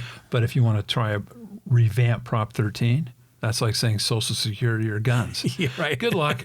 Third rail, right? Yeah, never works. Yeah. But back to the project, because that is why we're here. I think it's more dangerous for Poway to vote against us than it is for them to vote for us. Yeah, that's what I was going to ask. What happens if the voters say no? I walk. Well, yeah. We lose $1 million. Okay, because that's your bet that you're making. That's my bet. Yeah, we'll lose over $1 million. Mm-hmm. And we walk. Schlesinger gets the land back. Right. Okay, good luck, Poway. I mean, at that point, I'm done. Right. There's no local anything. Mm-hmm. I know the couple of city council people have tried to talk to Schlesinger's property managers about cleaning up on Espola Road. No. I asked them to close the gates. I asked this property manager, can you talk to Michael about just closing the access points? You've taken all the good trees out of there because they dug them all out. He sold all the good trees, which was really sad. A couple of them were specimens I could have used. But he sold all the trees, and he left holes in the fence that people can just get through. And people are cutting holes in the fence. Right. I said, can you just seal the land? I mean, if for nothing else, it's a fire hazard. Kids are partying in that clubhouse all the time and trashing it. Yeah. You know, and no, why should I?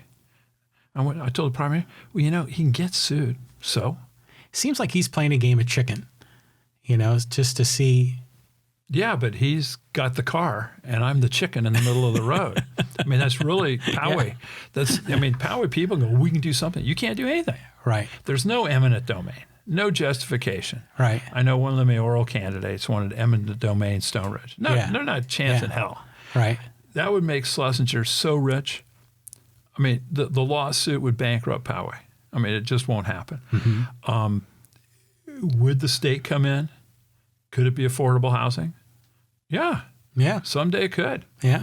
You know, I'm not particularly against that, but I live on the other side of Espola. Right. I guarantee everybody on the north side of Espola is against it. Right. I mean, they don't want that project in their neighborhood. Right. And the neighborhood doesn't have any of that, so it doesn't fit in. You know, I know South Poway feels beleaguered, but the low-income housing in South Poway really isn't low income.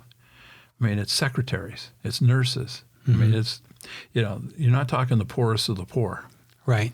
And the projects the Poway has built are beautiful, and they're extremely well managed. We had some problems with graffiti in Old Poway. The woman got kicked out because her kid did the graffiti. If a kid gets caught doing drugs, the mom gets kicked out. I mean, they move. Wait, walk me back. Who got kicked out of what? The resident on Brighton, on the affordable housing project behind Old Poway. Oh. People have gotten kicked out for violating the rules or causing problems. Ah, I didn't know that. Oh, yeah. The management's intense, and they're very good at it, and they're very cooperative. And so, you know, Poway runs, you know, as far as affordable housing goes, as good as I've ever seen anywhere. Wow. Yeah. I wish they'd had a stronger developer for the vet housing, but they didn't. So that's a different problem. So I have just a few questions I'd like to ask you. Yeah. So I've been waiting. Well, I wanted to give you an opportunity to share who you are, your background, and really highlight portions of the project. But, you know, there are a lot of questions that people have. And all fair. So we talked about schools. We talked about traffic. We talked about fire danger, right? So there's going to be easy to exit. Like if there is a fire emergency, there's going to be a nice flow of people leaving the area if necessary, or is it going to bottleneck? Panic. But, No, the residents up above us, they'll have extra ways out. Right. Because they can come through our project. That's true. Otherwise, they had to go around the golf course. And we'll have some areas where you could probably stand and not fry. Okay. You know, not burn, but I'm not saying they're not. Yeah. They're not escapes. They're just there's enough open areas where, you know, they won't be on fire, so people be safe. Our project is not a shelter-in-place project. You know, it's houses. Right. But if there's not fuel, there won't be much of a fire. At least through that part. The fire, my hope is it ends at the top of the hill at Boca Raton and Tamashanner and doesn't come across the street. Like the Chateaus survived the last big fire, the big condo project up there. And the golf course is what saved them. Because of that buffer zone. Break. Yeah. And then we'll have the same kind of break. In fact, it'll be bigger, so it should help. But but they'll have an access through Martin Coit off of Boca Raton. And then there's another access up the top of the hill that'll come down. It's kind of a back-asswards, way to get through the project. But, you know, I would think our 160 homes should be able to get out of there fairly quickly if they have to.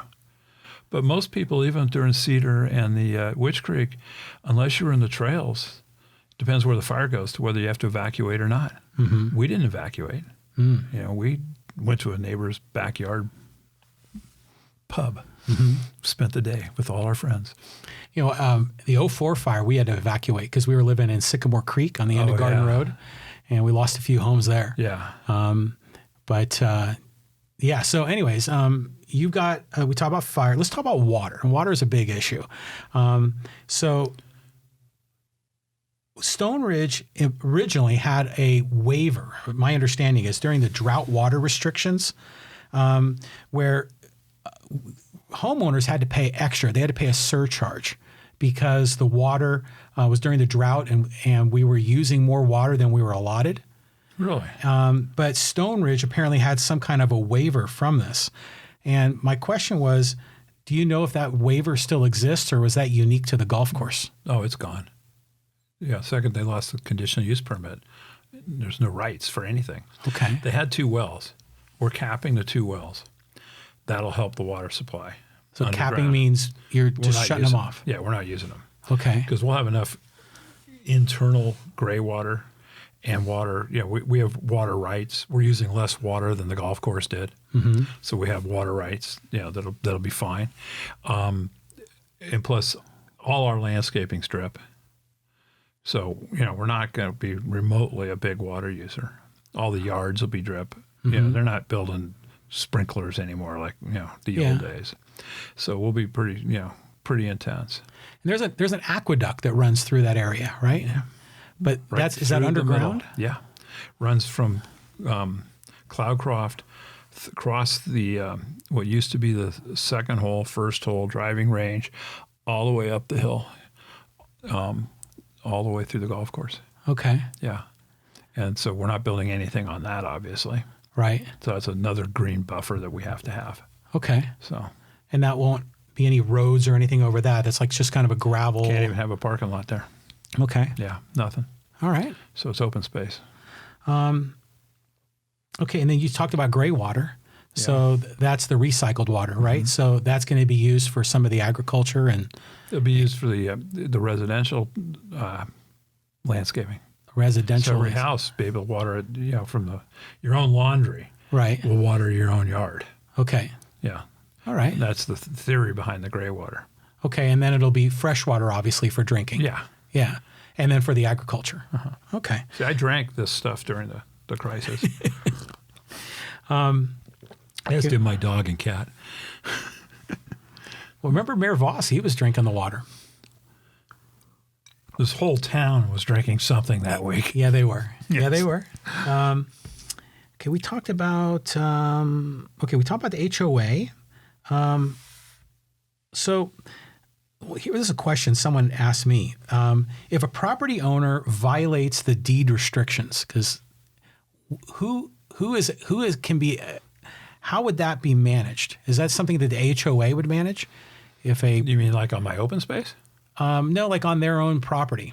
Like HOA. The HOA would kind of police that? Yeah, they'll be policing it. If the homeowner decided to do something crazy. Yeah. They don't allow homeowners to do anything crazy in an HOA. That's why I don't live in one. Yeah. We live in an HOA, and it has its pros and cons, I'll tell you. It has its moments. Yeah. Yes. So let's say, just hypothetically, like we know that the golf course was a business model and then it became unsustainable. What would happen if for some crazy reason the agricultural portion of the project was no longer sustainable as a business? Could that maybe go away and then be replaced with more housing? No, that's why I'm putting the deed restriction on, so there'll never be another FF vote on that land. So I'm stopping it. We're building 160 houses. Okay. That's it. There'll be nothing else ever built on Stoneridge. It's 117 point something acres. Mm-hmm. Okay. We're using 30 of it, I think 35 of it for housing. Right. The rest is being preserved forever.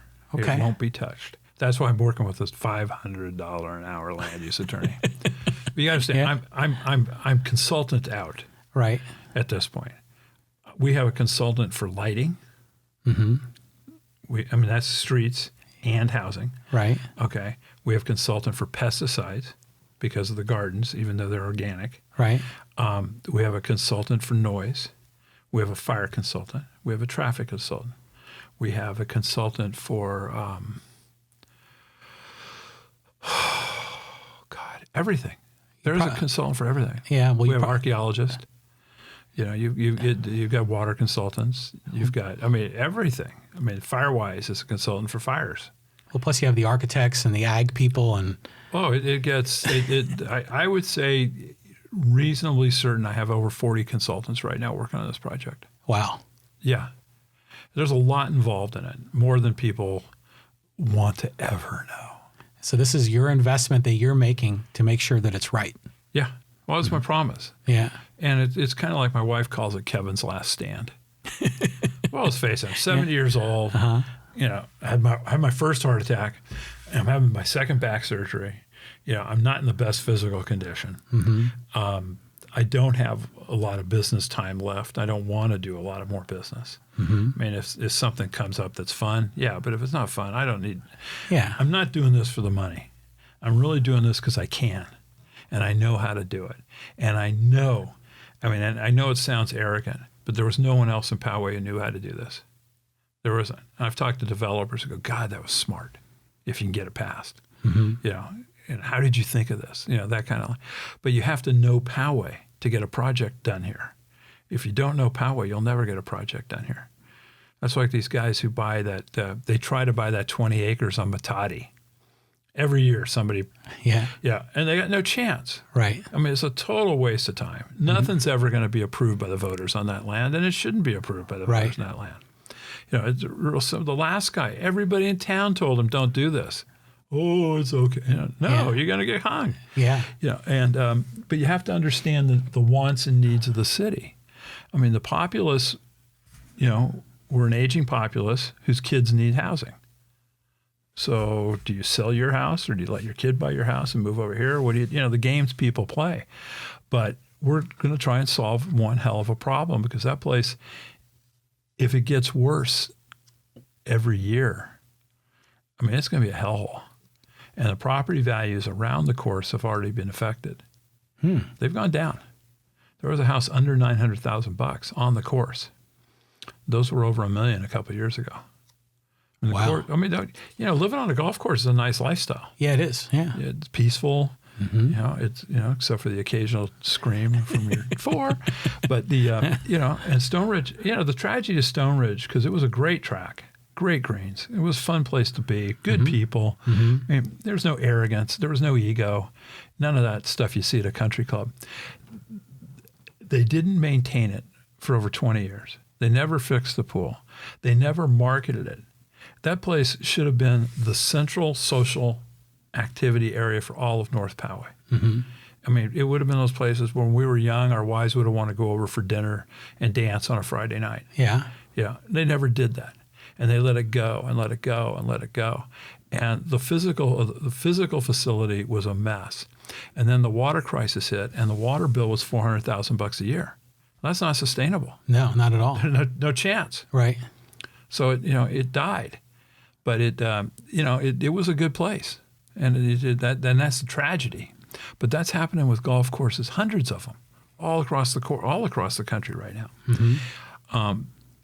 I get ads for San Diego Country Club, which is a pretty high-end place. The Bridges, which is very high-end. The Farms, which is another Rancho Santa Fe high-end golf course, all looking for members now. Every golf course is looking for members. Right. The desert is a mess. Palm Desert is a mess. Every golf course over there is scuffling. And the government looks at this as, 100 acres, huh? What could we do with that? Houses. That's what the government thinks. Condos, And you don't want to see the Mira Mesa apartment house in Poway. Yeah, one on Mira Mesa Boulevard and I-15. Much as we'd all love to own it, I don't want my name on it. Right. Right. Yeah, I wouldn't want anyone to know I was the owner, but I'd love to get the checks every month off that place. It's huge. Yeah. It's a city. It's enormous. Yeah. That just as a tangent, that's, I think, the fear of some people about the development that's going to happen on Poway Road. But it's not going to be that size. But we lowered the density. Yeah. We get no credit for that. Poway Road, we lowered it like 900 units on Poway Road, the density. So it could have been a whole lot worse or better, depending how one wants to look at it. Right. But as a developer type guy, real estate guy, I think we did a good job, and I think the projects are going to work. I don't think the Fairfield project has a chance. the way it's been presented. That's the one with the bowling alley. Okay, that one. Okay. That everybody's got. It hasn't been approved. Right. Council hasn't seen it. And they're pushing the density too far. Right. The commons that they just did, the Meridian Group. That's the Terrascan and Poway Rd, right? Yeah, that's the one the city owns. Right. Yeah. That's a beautiful project. Yeah, and that'll work. And the outpost, I just hope it stops raining for a week so they can get something done. Well, I wouldn't want to see a hole on Poway Road. Yeah. I mean, that's what we got right now. It's like the Big Dig in Boston. Or downtown when Bruce Henderson and Aguirre sued on the ballpark issues, you had a hole. Yeah. That's not an attractive look. Right. And, one of the things in real estate, you got to make money while the getting's good. And right now, the economy's screaming. Right. The getting is good. It's actually great. Yeah. So, everybody's rolling. That's when you go travel. You see cranes every city in this world right now. There are cranes everywhere. Where in the old days, San Diego, you never saw a crane downtown. It's a whole different world. So it's, you've got a populace that keeps wanting to have children but doesn't want to build them a house. Right. That's an issue. Yeah, there's a serious housing problem here. A lot of kids are leaving. A lot of kids are looking because it's expensive to live here. Yeah. It's worth it, I think. I mean, walk outside today, it's 74 degrees. It's January. Yeah. It was, but California's not cheap. No. No. And it's getting more expensive. Oh, it's going to be horrible. I didn't say that out loud. It's going to be horribly expensive. So what about, let's talk about the agricultural use. So there's going to be the community farms, there's going to be the individual plots, and are those going to be close to the houses, or are they going to be separate? They're separate, but they're buffers. We're using everything as a buffer to keep our houses away from the existing homes. Just give them more space. It's all as a spatial. Okay. So if you've got an existing house, we're going to have 50 feet, 10-foot trail, and a garden. Okay. Or landscaping, whatever that area has. So there's going to be about 100 feet at least 100 feet between the existing homes and anything new. Right. So it'll be, we're just trying to be sensitive. But let's just take the hypothetical that, the ag people come in and say, hey, we got to fertilize this area. Is it going to create any there are going disruption? There are restrictions on the fertilizers. How so? As God is my witness, we live in California. Right. No Roundup. No, there are restrictions on. We had to have a pesticide study done. You don't want to kill the bees. Right. Obviously, yeah. Yeah, I'm a big bee guy. Yeah. I have beehives. I like bees. I love honey. You don't want allergies. Because everything's a lawsuit now too. So if my kid's asthmatic and gets an allergy because I'm spraying, flowers down the hill, right, I get sued. That's not smart. And they're just more rules for everything than you can ever imagine. There are rules for everything. And then they add another rule. They do. It's amazing. I just sit there and, fortunately, the planners of the city have been very good to work with, because they could have made this a nightmare. But they haven't. They've been very, very professional, very cooperative, as helpful as they legally can be. And nobody's bending over backwards because it's me, but at least I know them all going in. Right. Yeah. Oh, I've had battles with City of Poway like no one's ever had. I mean, I fought them on everything. With Old Poway, I fought the city on everything. I mean, that's what one of the councilwomen at the time who got recalled and I were it was personal. Wow. Well, I was asked by Jim Bowersox to bring my plans for Old Poway to the city council when I first bought it, because we were doing some radical changes. We were painting it. Hadn't been painted in 20 years. Right. It was brown. Well, you see the palette now. Yeah. Okay, that's 24 different colors, I think. Yeah. My wife and daughter designed it. Yeah, it looks nice. Well, it's rotatable. So you can basically turn the colors and the whole building changes when we painted it. And we did that a couple times. Oh, wow. To where, I didn't realize that. Yeah, they're good at this. I'm not. Okay. I just know how to put a deal together. They're very good at this. So they did that. And then I take it to city council, and Betty Rexford actually said at city council, well, I don't know if I like this. And I sat there and looked at her. I was patient for a minute. I don't have much patience. And they said, well, why don't you paint one building and I'll let you know if I like it? Whoa. I lost it. Mr. Rexford, I'm starting tomorrow. Be done in 2 weeks. Right. I don't care what you think. At that point, I'm not good at this. Mm-hmm. I fired myself on this project as spokesman. This is the last time I'll be taking the lead publicly on the project. Mm-hmm. I'm hiring somebody to help me. Right. I get mad. I got basically called a liar at a community meeting a couple weeks ago. It was my first meeting after the heart attack. So my back's killing me. I'm not feeling good. I probably shouldn't have gone, but I've got a job to do, mm-hmm. and I've got to do it anyway. And my wife's in the back of the room, which is never good for obvious reasons when you hear the story. And this guy got on me that I'm a liar. I'm changing Prop FF throughout the whole city. And I lost it. I go, no, I'm not. Yeah. I'm protecting it. And he goes, no, you're not. And I go, well, you know what? It's my meeting. You're done. I'm not going to deal with you. You're making stuff up. I got no time for this. That's why I have a hard time with the internet. I can't stand making stuff up. Right.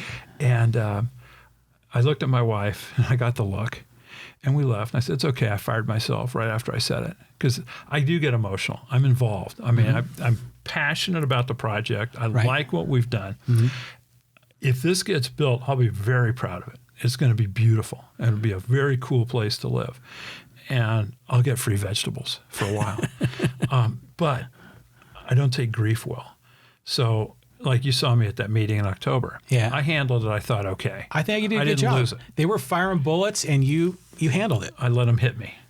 But that was the first meeting. After the 45th, you're kind of done getting shot at. Yeah. And so I fired myself. So we'll have a more professional spokesperson from now on. Okay. Well, I'm glad you're able to come on the podcast. That was you. We started with the girls' softball. I don't know if you remember that. Yeah. Yeah. Because I was a big proponent of the softball fields. Yeah. And I had Michelle, who used to own the ice cream shop. Right. When you guys had the big meeting. Biggest city council meeting ever. Yeah. Total waste of time because it was a 5-0 vote to approve the field. Right. And I had Michelle, who owned the ice cream shop in Old Poway. So we sponsored her and we paid her to go over there and serve ice cream to the kids, the girls. So they were giving away the ice cream out front before the council hearing. And it was just a community thing to do. Yeah. And it was fun. Yeah. And the softball field's spectacular. It's beautiful. Yeah. The guy should have sold his house though next to the parking lot. That was a mistake. Yeah. That was a big mistake. Yeah. I can understand why the auto guy's staying there. Mm-hmm. But there's no place else for him to go. Right. But, that whole area could be the biggest, coolest park in San Diego County. Oh, yeah. It's fabulous for girls softball. It's just, we loved it there. Well, the whole thing. Bower Sox had a plan to extend Old Poway Park to Community Road. Really? Yeah. Because there's only a few houses over there. And when they had the redevelopment money, they would have picked them up one by one. Wow. You want to sell your house? We're here. When you're ready to sell it, let us know. And that, because if you look at communities you're driving down, there's a lot of open land over there. Yeah, there is. Yeah, you're right. And the creek. I mean, it would have been the coolest little park, and it would have been passive. It wouldn't have been soccer fields. It would have been a good place to hang. Who owns that land on Community Road, just east of it, where it's that open space? Is that city land? No, that's people, the houses. Okay. Yeah. But it was there. Now the Poway doesn't have, they don't have redevelopment anymore. Wow. Poway's one of the primary reasons the state went to redevelopment. Okay, you're out of here. Because the whole Bridlewood. Right. The Heritage, Madeiras, that was all redevelopment money. The whole business park. Mm-hmm. That was huge for this city. Right. Yeah, they took full advantage. Bower Sox was a genius. Right. And, whether it's right or wrong doesn't matter. It's government. So you just, they won. And we got a great town out of it. But we don't have any of that anymore. Right. So it's like the Madeiras Hotel. They may come back in a couple years. My understanding is they're coming back with half, instead of 250, 150 room hotel. But I thought that would have been cool. They were offering $1 million to the city a year on TOT, whether they made $1 million or not on the TOT tax. Wow. And, they lost. But if they come back with a smaller one, you'd have a real wedding facility then and a nice place to put up the relatives when they came in for Christmas. And it's tucked away. And, but that's another battle for other people to fight. Yes. I have my own. Here's one. This is an interesting question that someone asked me. They said, assuming it's passed, your rezoning is passed in November of 2020. Some people are seeing that as a huge gift to the landowner and the developers, because transforming that property from open recreational to ag and residential. What is your offering back to the community for the gift that you're receiving? And that's how is this a gift? Well, that's how the question was posed to me. Spending 2 years of my life and $1 million, and now it's a gift. Yeah. I like that. Yeah. No. Well, one is a vacant lot. You can get technical on the open space recreational, but that's just because it was Stoneridge. Right. Now it's just a vacant lot. Right. And it's not open space. I mean, open space, again, and people don't understand this. If it doesn't connect to anything, it's a vacant lot. It has to have, Yellowstone doesn't exist in a void. Yosemite has a lot of environment around it. Mm-hmm. You got nothing over there. You got houses. Right. All the way around it, and then a Spola Road. Mm-hmm. So it could remain open space forever, but it's not going to be open space. Right. It's going to be weed-ridden, As far as donations, the one thing I would recommend is the principle of chaparral, return my call. Mm. Because obviously we have a vested interest. My grandchildren are going to be going to chaparral. We have a vested interest in chaparral. Okay, to help them contribute, do whatever. The city hasn't hit me up for anything yet. I'm going to spend probably $250,000 additional on the lots or the tot lots, the play areas in my for the handicap challenge, for the development challenge kids to come play. Mm-hmm. I don't know if you want to look at that as a gift or a bribe, but to me, it's being socially responsible. Yeah, and I think the way, because I had solicited some questions to people before we had this podcast, and the way it was framed to me wasn't so much financial gifts, but is the rezoning potentially is a financial opportunity for the developers. Yeah. So the return is what are you providing in return to the community for that? And I think you touched on some of it. It's like a lot of these facilities are open to the public. Everything. You know? A nice hiking trail. Yeah. And 8-foot wide sidewalk. Drives me nuts. The 8-foot wide sidewalk. It's a pet peeve. Little things that get under your skin. The big things, you can't fight the big things. The little things you can kind of go, Right. Even the former city manager told me, I'd argue about that one. I laughed. And I go, I got other arguments I got to deal with right now. Sure. I don't know what else. There isn't enough skin left in this project for me to start giving away. One of the people on the landscape committee, on what's it called for trimming the trees on a Spola Road in Twin Peaks? Landscape maintenance. Yeah. Yes. Wanted $1 million. LMD. Call me. Said, okay, Kevin, you donate $1 million. I go to what? I've been asked for money, and one of the things fundraisers do, and it's a great move. John, I know how strongly you support this project, and we've looked at you and we think, we'd like you to give $1 million. Well, you blanch. You go, what? What do you think I'm made of? Yeah. They go, well, 10,000 would be fine, and then you're feeling grateful. That's one of their strategies. Yeah. But there isn't enough profit margin in this for me to be giving away too much stuff on anything. Right. I got to pay myself back. Yeah. One of my wife's requirements is you pay yourself back. That's right. Yeah. But then I'm looking, and I just have to find something that fits the community. It's got to benefit us too. Of course, it's got to be win-win, right? Win-win. Yeah. I thought open space deeded forever was a pretty good gift. Right. I could have ignored that because most people wouldn't understand it. You've got a few of the people who would understand it, but most people don't understand what the value of that is. Mm-hmm. They're clueless. Mm-hmm. One of the things like you see when you read the internet is people aren't really paying attention to what's going on. They don't know. They make stuff up. They pretend they know, but they don't know. Like the bowling alley did not sell for $15 million. Yeah, that was floating around on Facebook. Yeah, no, it did not sell for $15 million. It's not worth it. I looked at buying it 20 years ago. And the one thing you can do is sell the wood and the machinery to China. But that wood and that machinery is so old now, you can redo the wood, but I'm not sure the machinery is any good. But beyond that, it's just an industrial building. Right. It's not worth that much. I don't think they're even selling that whole center for $15 million. They were never asking that high before. So, but again, I'm laying in wait on that one. I have ideas. Okay. I can lay in wait on that one. Yeah, because I Fairfield walked once, so I think they're capable of walking again. And then the Gildred family owns that center. And if they're really sellers, then I could talk to them and put a deal together.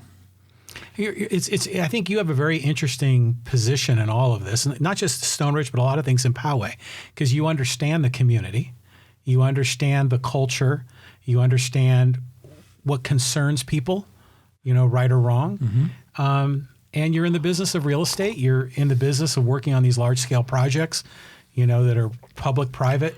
Like you said, you're probably the only person in town that could do this. Well, I know what I'm doing. Yeah. That helps to a point. Yeah. And then, well, if a big developer, let's say Toll Brothers or Pardee or somebody showed up in Poway with Stoneridge, they'd never get off the ground. Right. I mean, they have no chance. Right. I mean, this town is not going to react well to that. Right. A local they'll look at. My wife and my daughter are two of my best salespeople because they know almost every woman in Poway, from their store. Right. So I'm going, sell. But we're pretty involved in the community. I was chair of the budget committee for 2 years. Then I took a couple of years off. Then I was vice chair for a couple of years during the recession because I can add value. I understand money. Because we were on that committee together. Yeah, I can understand numbers. Yeah. And we did a good job. Yeah, I thought so. Yeah, Rod Gould and I got into it a few times when he was city manager. I remember him. But I got in it with every city manager. I mean, because I wouldn't, if the city tells me no, I take that as a suggestion. Every time. Right. No, it's like I'm relentless. And I've driven them nuts. But I hate to say undefeated, but I'm pretty much undefeated. I've gotten my way on most stuff because basically I'm starting off where I'm right. This is the best way to do it. Like my sign criteria for Old Poway. I had to battle the city on the sign criteria. And basically it's almost a meaningless document at this point, but it allows the flexibility that you need for that specific Old Poway Center to have the kind of signage you need in the cutesy stuff to make it look like an old building. Right. Yeah, you're right. But I had a fight on that. And then I've had my tiffs with everybody. But that's real estate. Right. One of the city managers didn't want O'Harley's when they were a tenant of mine in the DMV or in the Walmart Center. Yeah. To have dancing. Really? Yeah. This is like, what was that movie with Kevin Bacon? Dirty Dancing? Not Dirty Dancing, but it was the one where the Footloose. city... Footloose, yeah. Footloose. And they banned the dancing. Well, dancing leads to sex, I was told. And I'm looking, I go, and why do you think men dance? I'm sorry. I mean, we all learned that in like 6th grade, 8th grade. I was like, oh, this is nice. Yeah. And, but and I won that one. Right. I went to the mayor. I mean, you got the things you got to do every once in a while to make things happen. I don't ask for favors ever. That's kind of like always been my cardinal rule. It's one of the things that's always kind of interesting about it. People say, well, you got a lot of power. I go, you can't use it. If you ever use your power, you got no power left.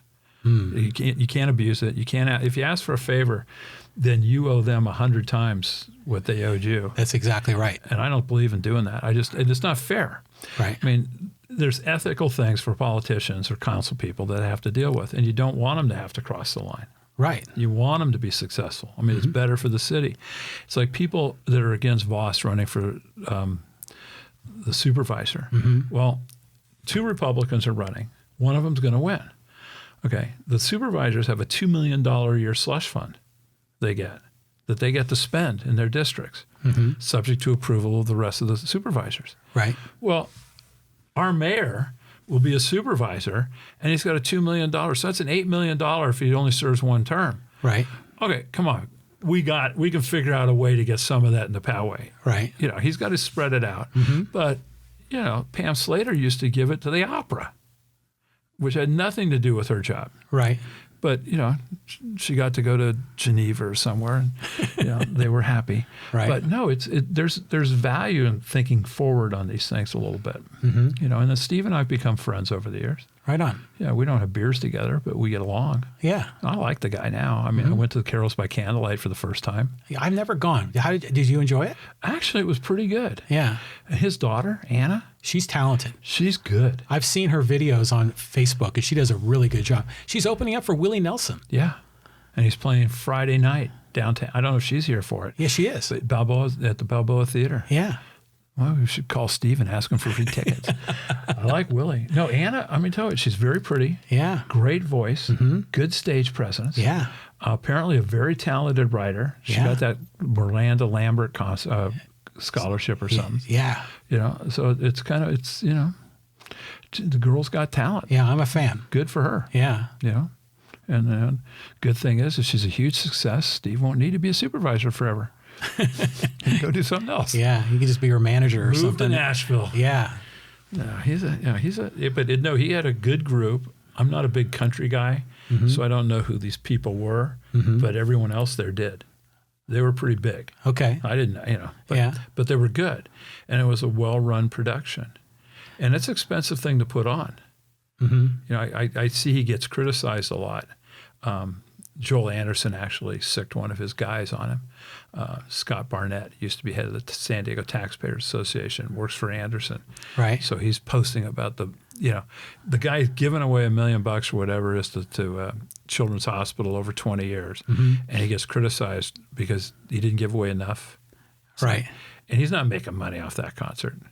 I mean, he's not making a dime. I mean, I can add real quick. And those productions cost money. Yeah, those artists need to be paid. And I don't know if he has to pay them their full fee, but he has to get them there, and he has to house them, and he has to feed them. Right. And and he had a hell of an auction.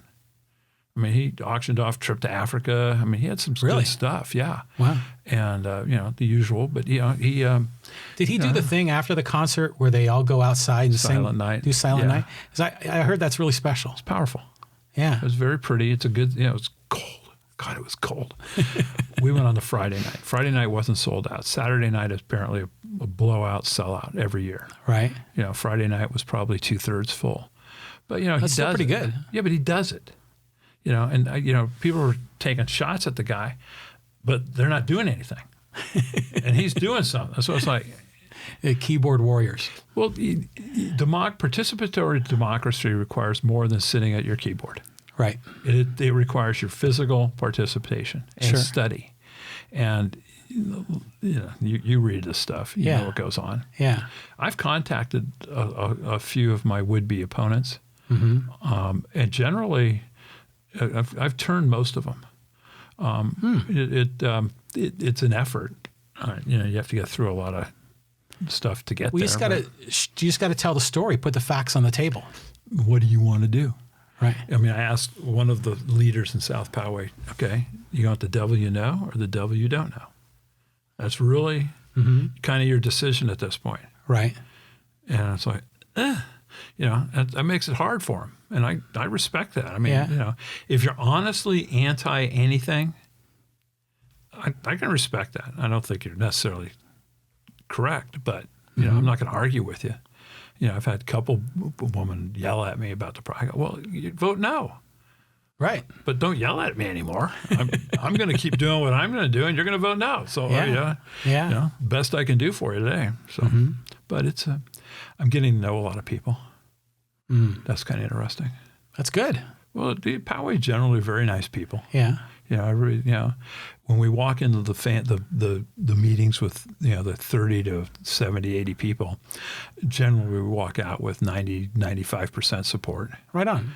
Well, they just want to hear about it. Yeah, they're naturally curious. They support their community. Yeah. Yeah. We had an argument at the one where I fired myself a couple weeks ago. Well, not everybody fires themselves, but we had an argument because one guy wanted more affordable housing, cheaper housing. Yeah. And the neighbors started, no, we don't. We got to raise our property value. Yeah. You know, people are worried about themselves, which makes sense. Well, yeah. You know, like I said, I would love to build a larger project with smaller houses. Right. But it would never get approved. I mean, it wouldn't. If I proposed 12 to 1,600 square foot homes and 500 of them that would house families, it would never get approved. Right. Right.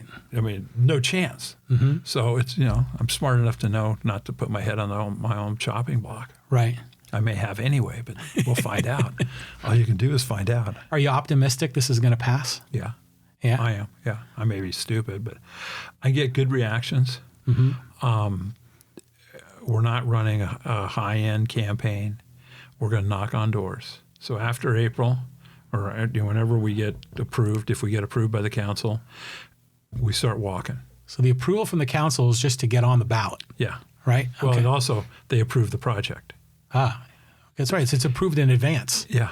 Mm-hmm. But that gives the voters certainty because the council isn't going to be looking at it after they approve it. Right. So there's none of this conspiracy theory that, McNamara's got him in his pocket. He gave them $100 each. He owns them. Yeah. I love that logic. But, and I haven't given them all $100. Right. But, it's like, here you go. But I think if you've got the guts to get into the ring, it should be respected. Oh, of course. Yeah. Well, that's a Teddy Roosevelt quote, right? Getting into the arena, the dirt, the sweat. I can't remember how it goes. But they get ripped for getting in the arena now. It's like, at least screw up before you get ripped, Yeah. And then what was I going to tell you? It seems like you win the election and you lose your life in all respect almost immediately. When you and I were kids, I looked up. One of my buddies' father was the mayor of San Mateo, where I was raised. Nice. I thought it was cool. Yeah. And we had I met my congressman once. I thought that was cool. Now it's like, middle finger the day you get elected. Yeah. Well, that's just the divisiveness of politics over the last 10, 20 years. Everything's changed. Well, I laugh when I found out that this week the Obamas and the Trumps tied as most admired. Yeah, they did. And that tells you all you need to know about where we are. Yeah. A tie? A tie. Yeah. That was something else. That was surprising. Yeah, it was. Wow. But then, so we'll proceed blissfully. Mm-hmm. We're not going to buy the election. I mean, I talked to all the political guys in town, and the prices went from $200,000 to $1.5 million to run a campaign. Yeah, and I look, this is Poway, folks. Yeah, we're knocking on doors. How much will it cost me to hire and train the best walkers you've ever seen? Mm-hmm. And well, no, you got to do TV. I go, no, I don't. TV. This is Poway. Yeah, I'm not going on Carl DeMaio. Right. I'm not doing radio ads. We'll do a couple of mailers. Mm-hmm. We got flyers. We're going to have a slew of walkers. I've got a guy named Carl Rossi who lives on Tamashanner, and John Corvette who lives up top. Yeah. They want to both help me run the campaign. Oh, right on. No, and I got a bunch of guys from chateaus, older guys who want to walk for me. Okay. I've got my own friends and kids, sure, neighborhood kids that are high school and college age who want to help me out. Yeah. And if we could do this almost like a friends and family deal, because I've got a wife and a daughter and a grandson, and then my son and his wife. So I got like 5 in-house slaves. Hey, they'll work for me. Right. I told them, I'll take you on a vacation, if this wins. Yeah. Because I'm not taking a vacation this year. Well, you can't. I took a week last year. Yeah. I took a week. We went to Tahoe. I come home. I have a heart attack. That was great fun. Then I'm down for 2 months because I had complications. I threw an embolism, and I got pneumonia. It wasn't a good 2 months. Sorry. Yeah, fine. Yeah. Be sorry if I'm not fine. Okay. And then one of my friends passed away while I was sick. He had a heart attack and just dropped. And he's a great guy. Great. He lives down the street from us. Jerry Faust. I don't know if you knew Jerry. No. Great guy. He's got the pond house. Oh, I know that. That's a special place. He's a special guy. His wife's special. He's one of those people I would love to have been able to spend 10 more years and become better friends. Really? He was a real smart guy. I mean, he just had it all. He and I became friends arguing on the internet against the guys on Stoneridge. Last one was on the ballot. Ah, yeah. Because I was reading this stuff and it was, this is not how it works, guys. That's when I went on and I debated Brian Edmondson on Channel 4, which was, not definitely not his finest moment, but it was a waste of time because nobody sees the debates. Right. But the misinformation was phenomenal. And, Jerry and I are facts guys. He's a business consultant like you, PhD. Yeah. And we're just the facts, folks. This can be worked. But, people didn't want to work it either. Wow. Well, Schlesinger created his own universe. Well, it became personal, the last vote. It wasn't so much about the facts of the project. One of my friends told me he's not going to vote for it because he doesn't want Schlesinger to make any money. Yeah, there's a lot of that. And I said, well, no offense, what about me? But he didn't want Michael to make any money. And I go, well, he's not, no one's getting rich off this, but he's still going to own the land. So ultimately, he's going to make his money. And he sold Escondido already. Right. So he's already made enough money to make me happy for 20 lifetimes. Right. And then he's got all his other stuff he's done. And I mean, the guy's done well. I mean, I don't begrudge people for doing well. That's kind of like why you get up in the morning and go to work. Right. So, but he didn't want him to make any money. And I go, well, he bought the loan. We didn't. Right. I would have loved to have bought that portfolio of loans. I mean, you make millions just by buying it. Mm-hmm. I mean, that's just the American way. Right. It's uncomfortable sometimes, mm-hmm. But he was a little too aggressive early on. Mm-hmm. He isn't a big on personal PR, apparently. Yeah. That's why he struck me. Yeah. I'm hoping that the vote in November of this year, it's 2020 already, I'm hoping that the vote isn't personalized like the last one was. I'm hoping it's about the facts. It's about what this development is about, the housing, the agriculture, the open space, and then people can either just say yay or nay, Well, yeah, and I'm taking the trust out of it.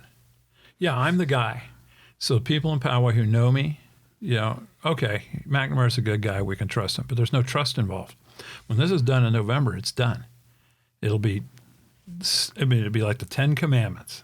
It'll be chiseled in stone. And I can't change anything. The city can't change anything. I'm pulling the rug out from the voters. Right, so it's no bait and switch. No, and the voters won't be approached ever for an additional condominium. Mm-hmm. So it takes all that out of it. And if the agricultural doesn't work, it'll work because we'll plant something else. I can always do a tree farm. Not Christmas trees, but something else. Right. We've looked at other options. Right. I mean, there's a million options. Well, there are now new options. Oh, God.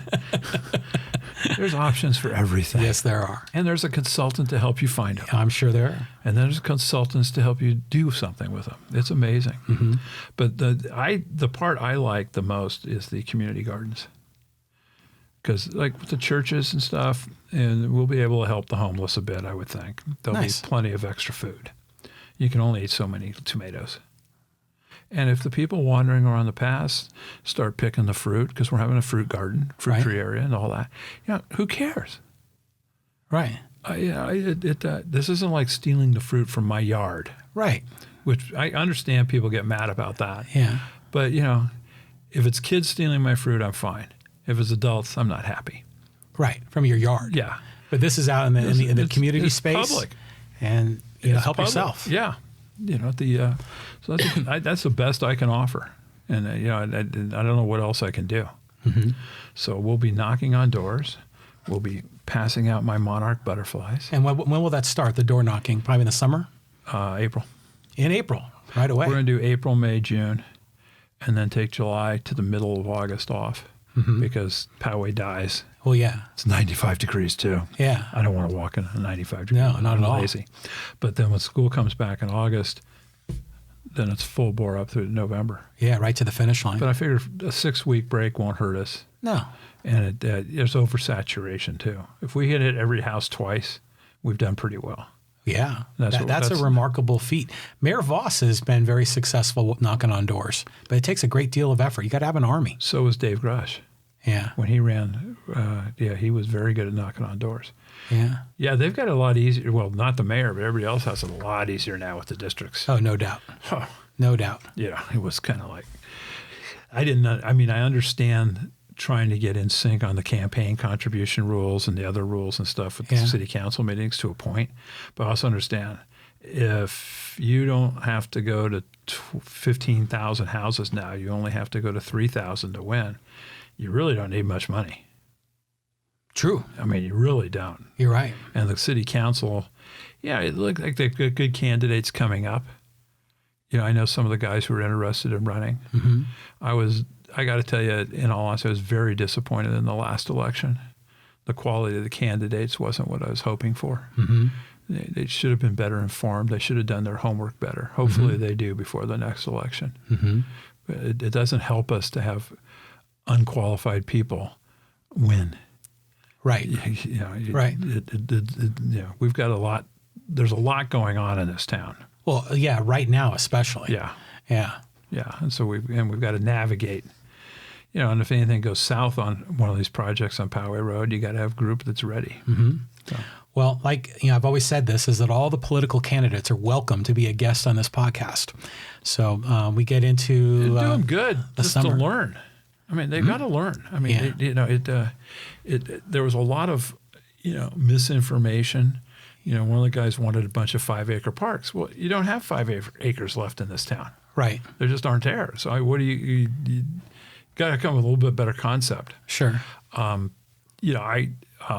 would like to see Community Park gorgeous. Mm-hmm. It should be the jewel of the city. Right. They passed something, I think, last council meeting to start doing a study on Community Park. Good. And Chris, the new city manager, being a park and rec guy, this is a perfect opportunity for us. Right in his wheelhouse. Right there. Yeah. So, there's a lot of things. But, the fact of life is our streets are paved. Our garbage gets picked up. Our budget's balanced. I mean, that is not a problem in this world. Mm-hmm. Mm-hmm. It really isn't. And so I can live here for a long time. I plan on spending the rest of my life around the corner from you. Right on. We're not moving. I mean, where do we go? Plus, my wife already rebuilt our house, so she loves it. So, my grandkids live 1 mile away. That's the dream. Having your grandkids a mile away is spectacular. That's unbelievable. Yeah. They're at my house right now. Beautiful. Napping. They had a leak, but they're I'm the luckiest guy in the world. How old are they? These three are 4.5, 2.5, and 1. That's special. Oh, no, they're all over us. I mean, it's just the greatest time. And you have an advantage as a grandparent too, so you can have the special moments. Well, they love us. I mean, they adore us. My grandson, the granddaughters, they're happier than hell to see me when they see us. We have a great time. Yeah. You only have, I think, these days to like 5th, 6th grade to really impact them. Yeah. Then they're gone. The media takes over. Their friends take over. Yeah. Social media. Yeah. I am so glad that didn't exist when I had my kids. Right. They had their phones, but we always had the rule where the phones were set down, turned off, and they're on the buffet. We're having dinner. Right. Their friends would come over, and it was great watching the teenagers twitch. They didn't have their phone. But no, there were no phones. Right. And it was not, it was a Sunday night. Everybody, our rule has always been Sunday dinner, we're having dinner here. You're not skipping out. And so we ended up having armies at our house on Sunday night because all the kids liked it. Beautiful. But that's the way Poway is. Yeah. And you want to support that as much as you possibly can because it's just you raise smarter, healthier kids. Mm-hmm. Hopefully, socially acceptable. Right. Yeah. So, but it's all good. So, man, Kevin, we've covered a lot of ground. This has actually gone. I don't know what time it is. It's gone fast. I don't know how long are we into this, Zeke? 2 hours? 2:12. 2:12, really? Do you edit? No, I mean my policy also when I do this podcast, we just trim the little bit of extras on the beginning and the end, but the whole inside we're not going to cut it. No, it's a good podcast, and we'll overlay some of the photography in the appropriate parts of this recording? No, I like the one on mindfulness. Yeah. I practice meditation and mindfulness. Yeah. I mean, but I've learned, I'm watching my 2.5-year-old grandson. Yeah. That's mindfulness in action because they don't care about anything. They live for the moment. Yeah, they do. And they've got it down cold, and we lose that as we get older. But when my back was real bad, I mean, I was in agony. And that stuff helps. Huge. Yeah. It's very powerful. You can utilize it, and it's something that people should look at. Yeah. You know, and it's like I can't help you with the bowling alley, though. It feels like a hearkening back to an old era, you know? Bowling, when you're in 8th grade, 9th grade, that's your night out. Yeah, true. That's where kids learned how to smoke when I was young. They'd sneak outside. I mean, you'd flirt with the girls. I mean, I was a Catholic school kid, so we weren't allowed to do much. Right. But you could go bowling.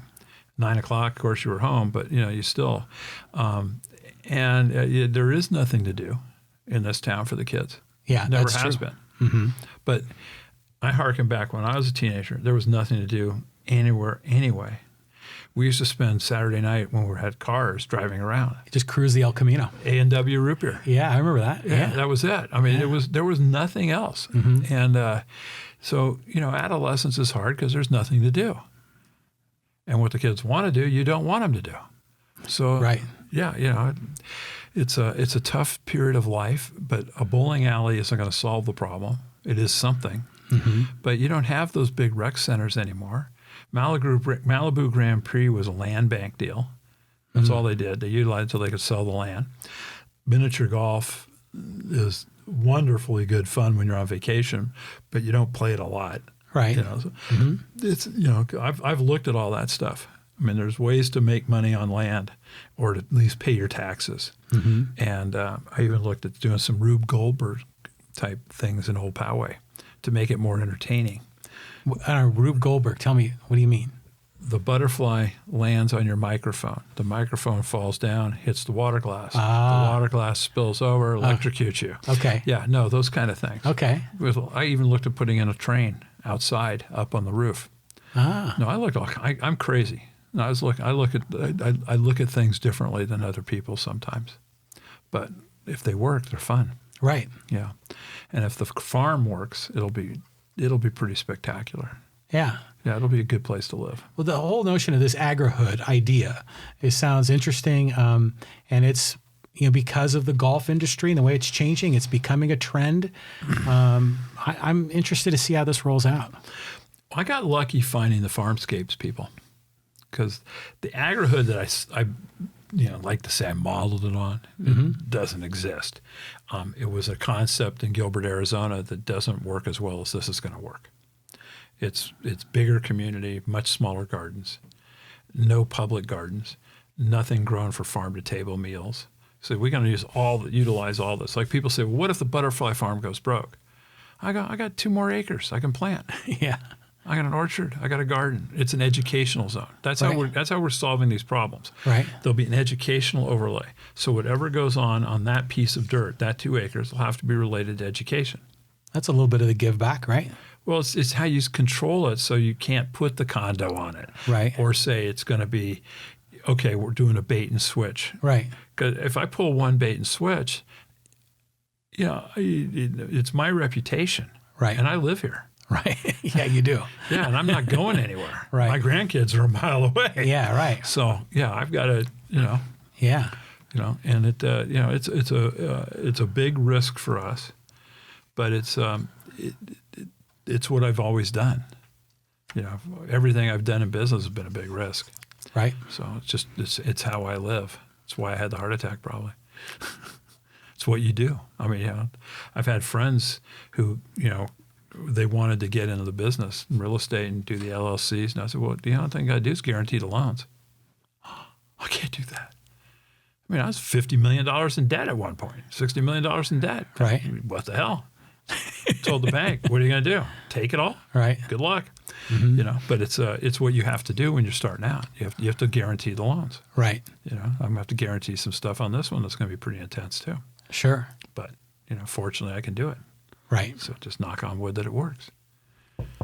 Exactly. Mm-hmm. So, what else? I think this has been a great conversation. I've learned a lot with what you're doing at the project. I hope our listeners and viewers learned a lot. Learn about you. Learn about the farm in Poway. We'll see what happens. Let's see how this rolls out. I only need 13%. So I look at it. He lost 60. Schlesinger lost 62-38. So I only need to convince 20% of the people who voted against it to vote for it. 50.01 is all I need. Okay. So I'm greedy, but I'm not that greedy.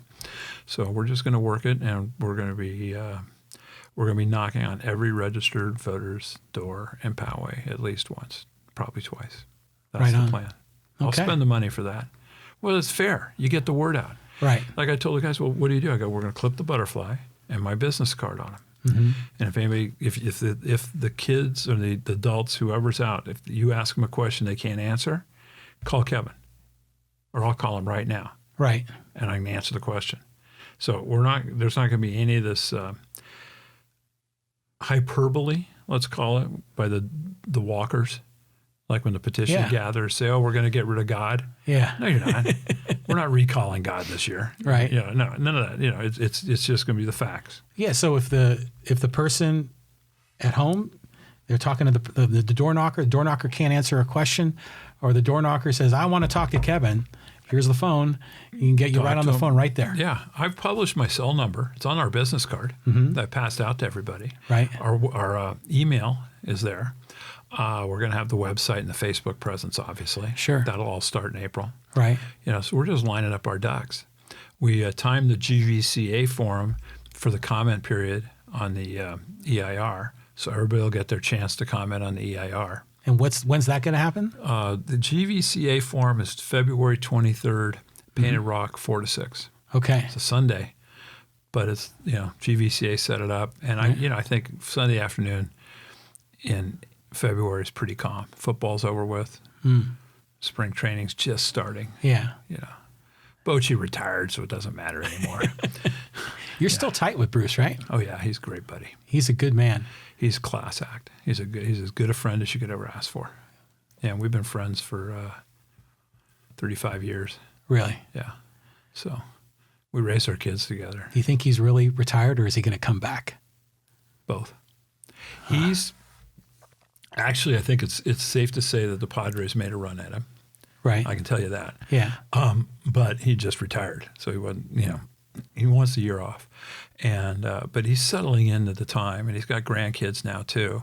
Mm-hmm. And let's face it, baseball's changed. This analytics stuff is not as fun as what you and I dealt with. Right.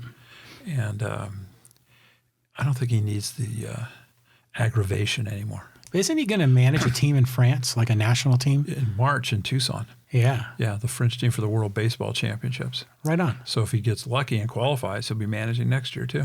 Wow. Yeah. We went to France with him in 2007.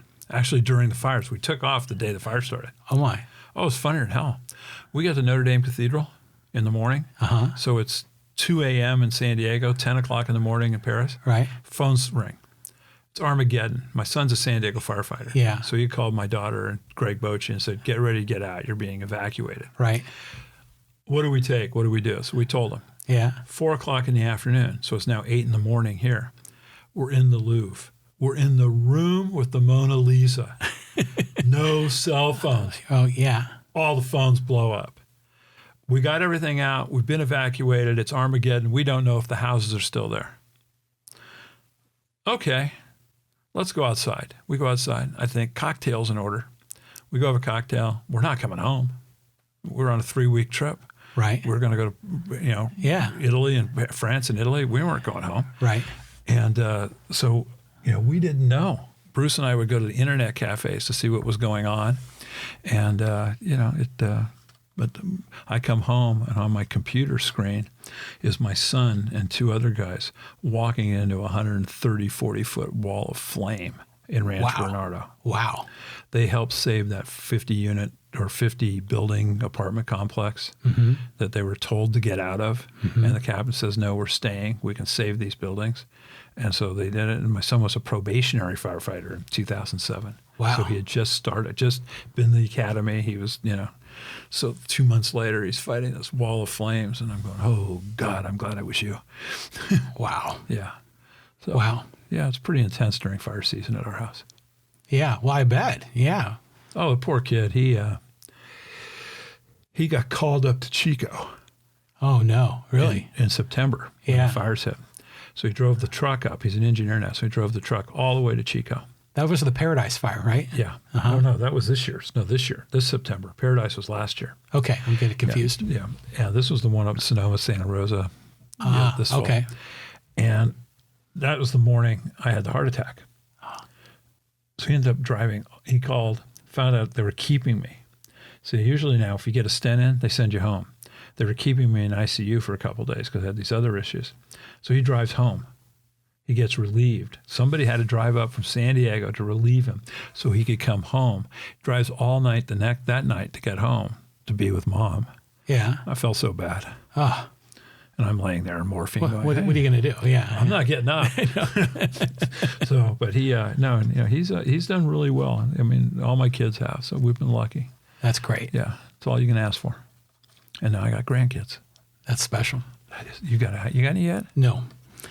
My children are 22 and 20. Young. Yeah. Take their time. Yeah. They got another 8-10 years before they.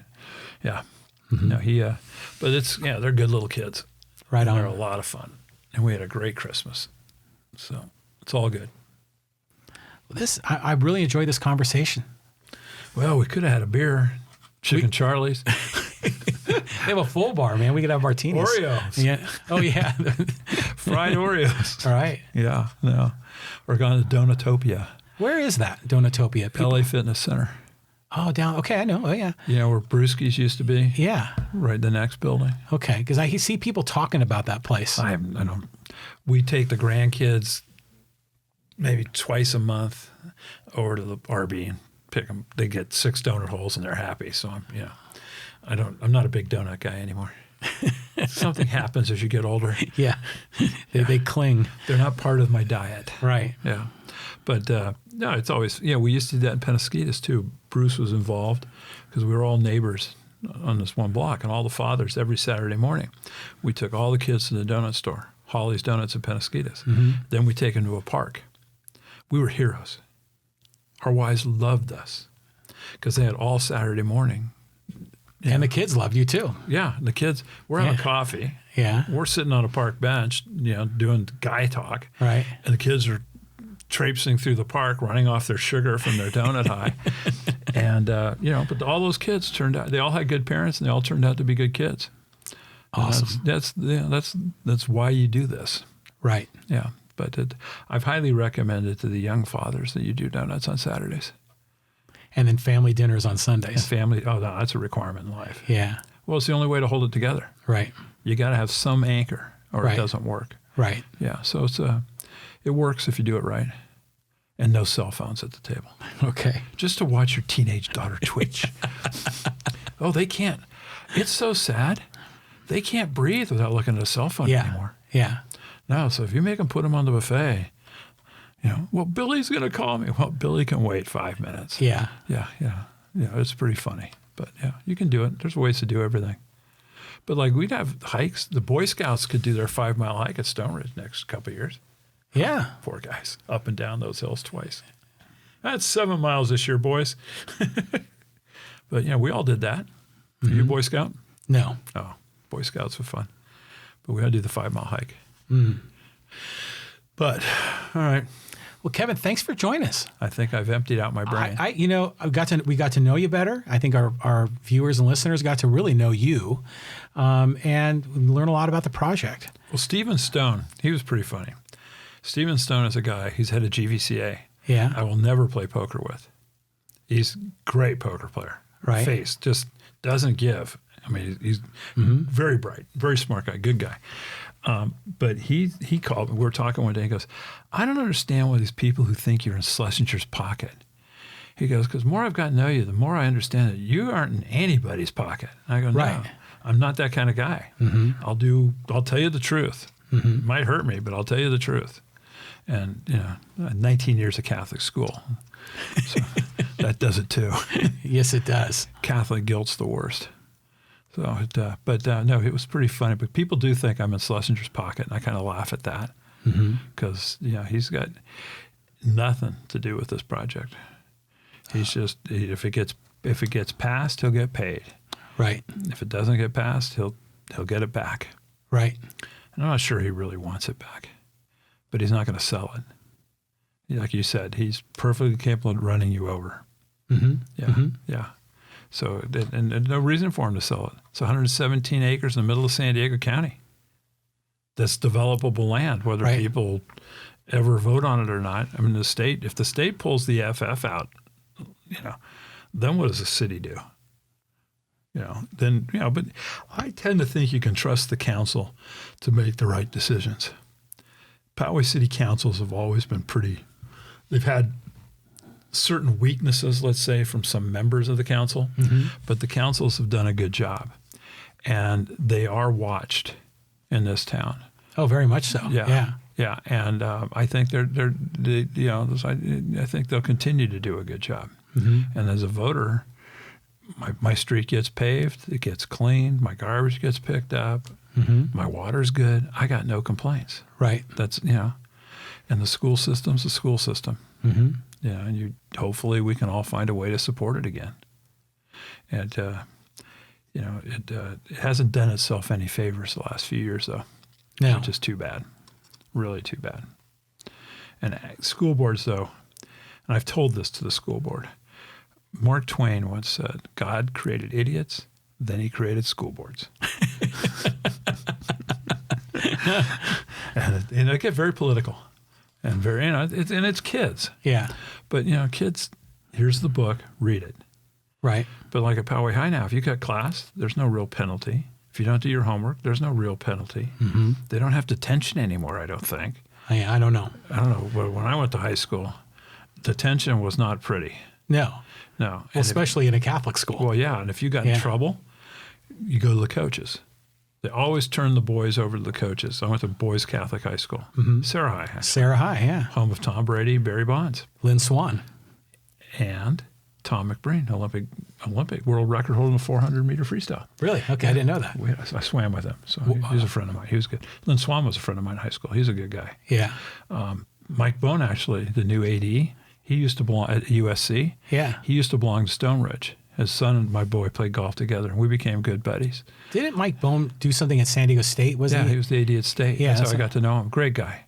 Yeah, great guy. And he, he's one of my counselors on this project. Like he says, Kevin, you're running for mayor every day. So remember that when you're talking to people. You can't tick them off anymore. I'm good at ticking them off. So that's why I'm not the spokesperson, which I think is smart.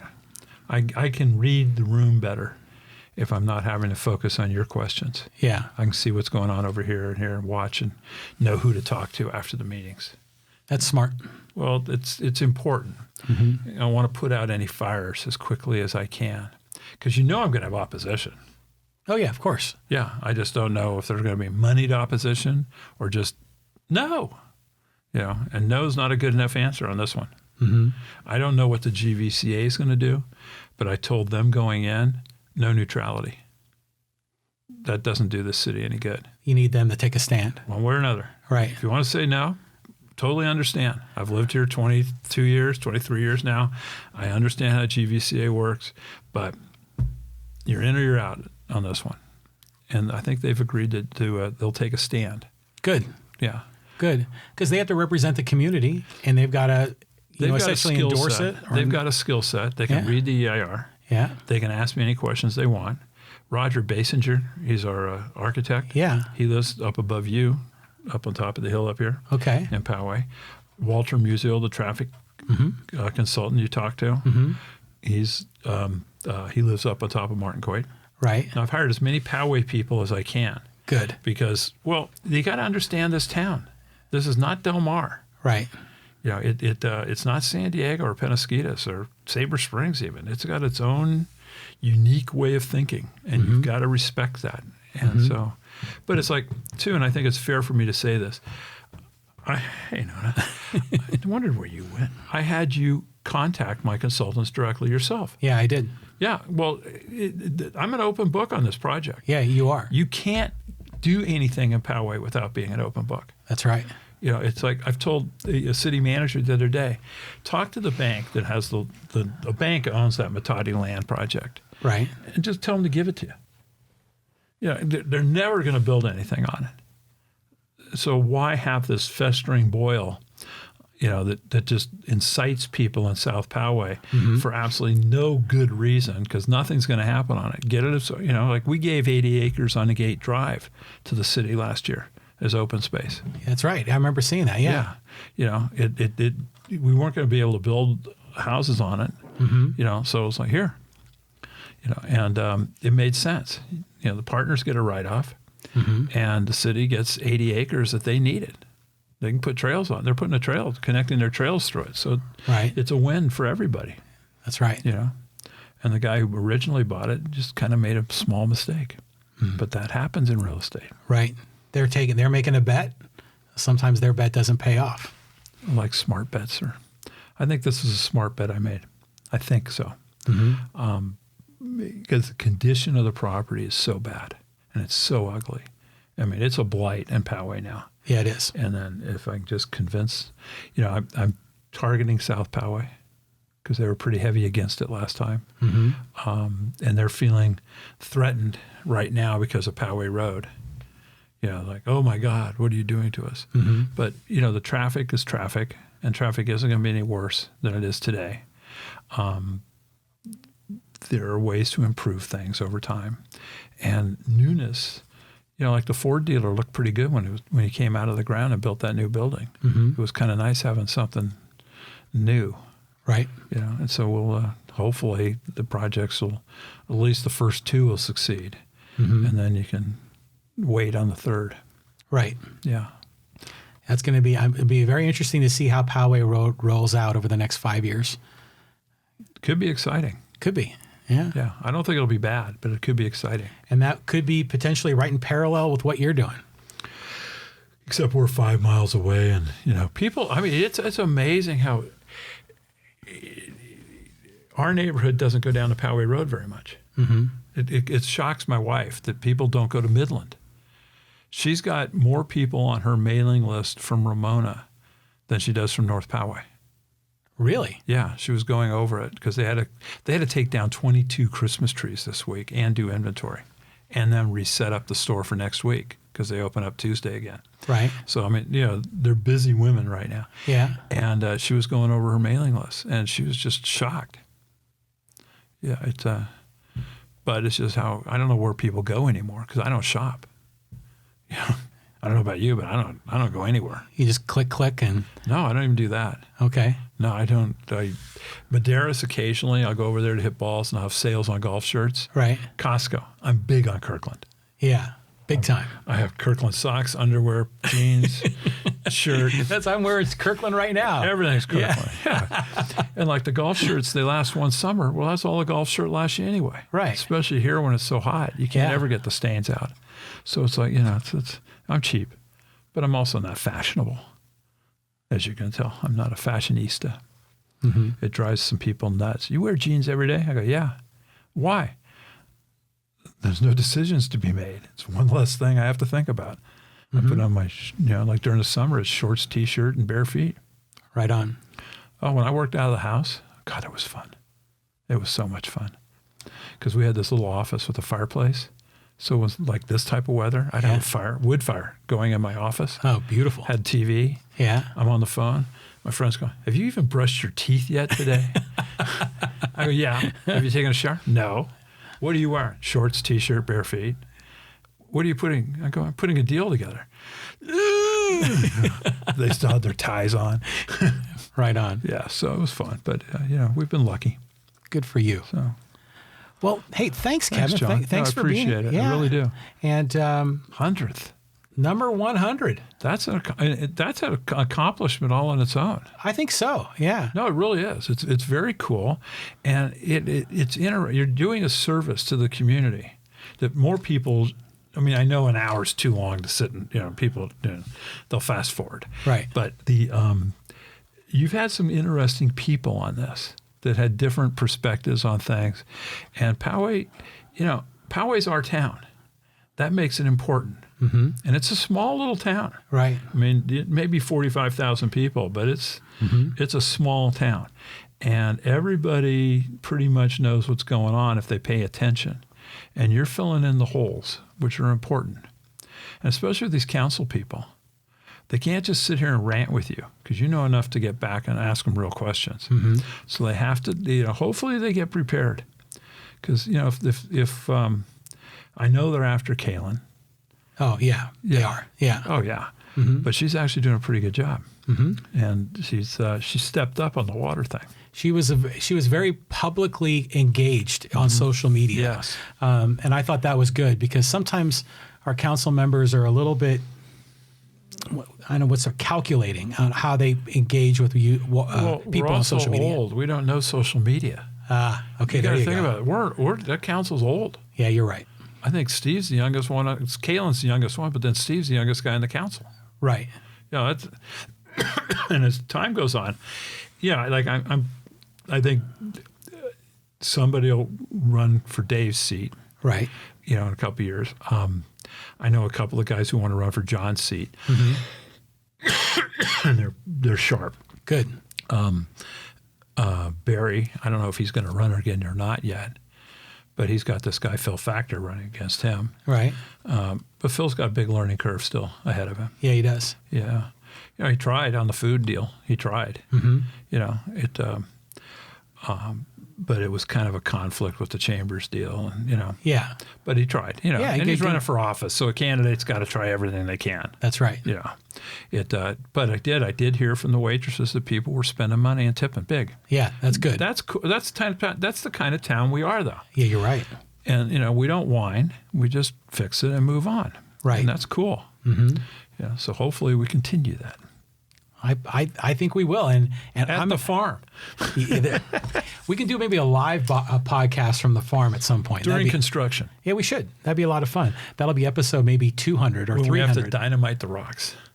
Oh, that'd be fun.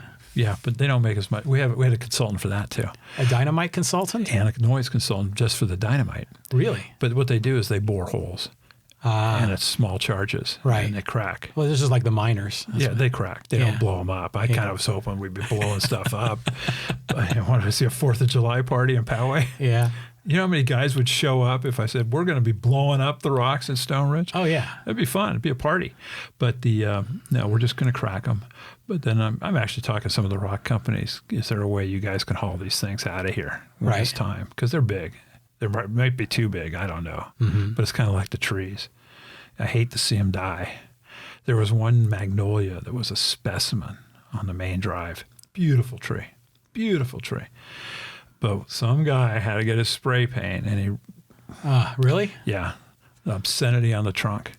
Like, what did you prove? Yeah, that doesn't make any sense. I mean, did they think Schlesinger actually comes down here and looks at his land?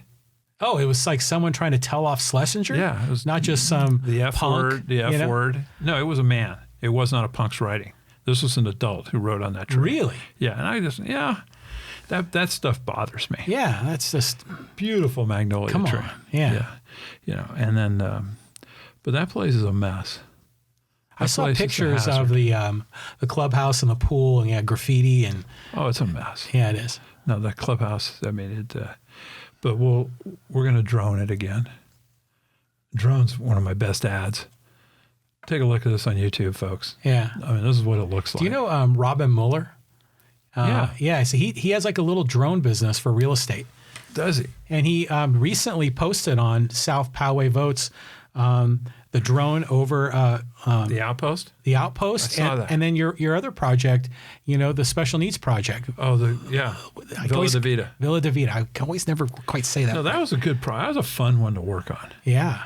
And John Mullen, the council stepped up, but John really stepped up, and took the lead for the council on that project. Yeah.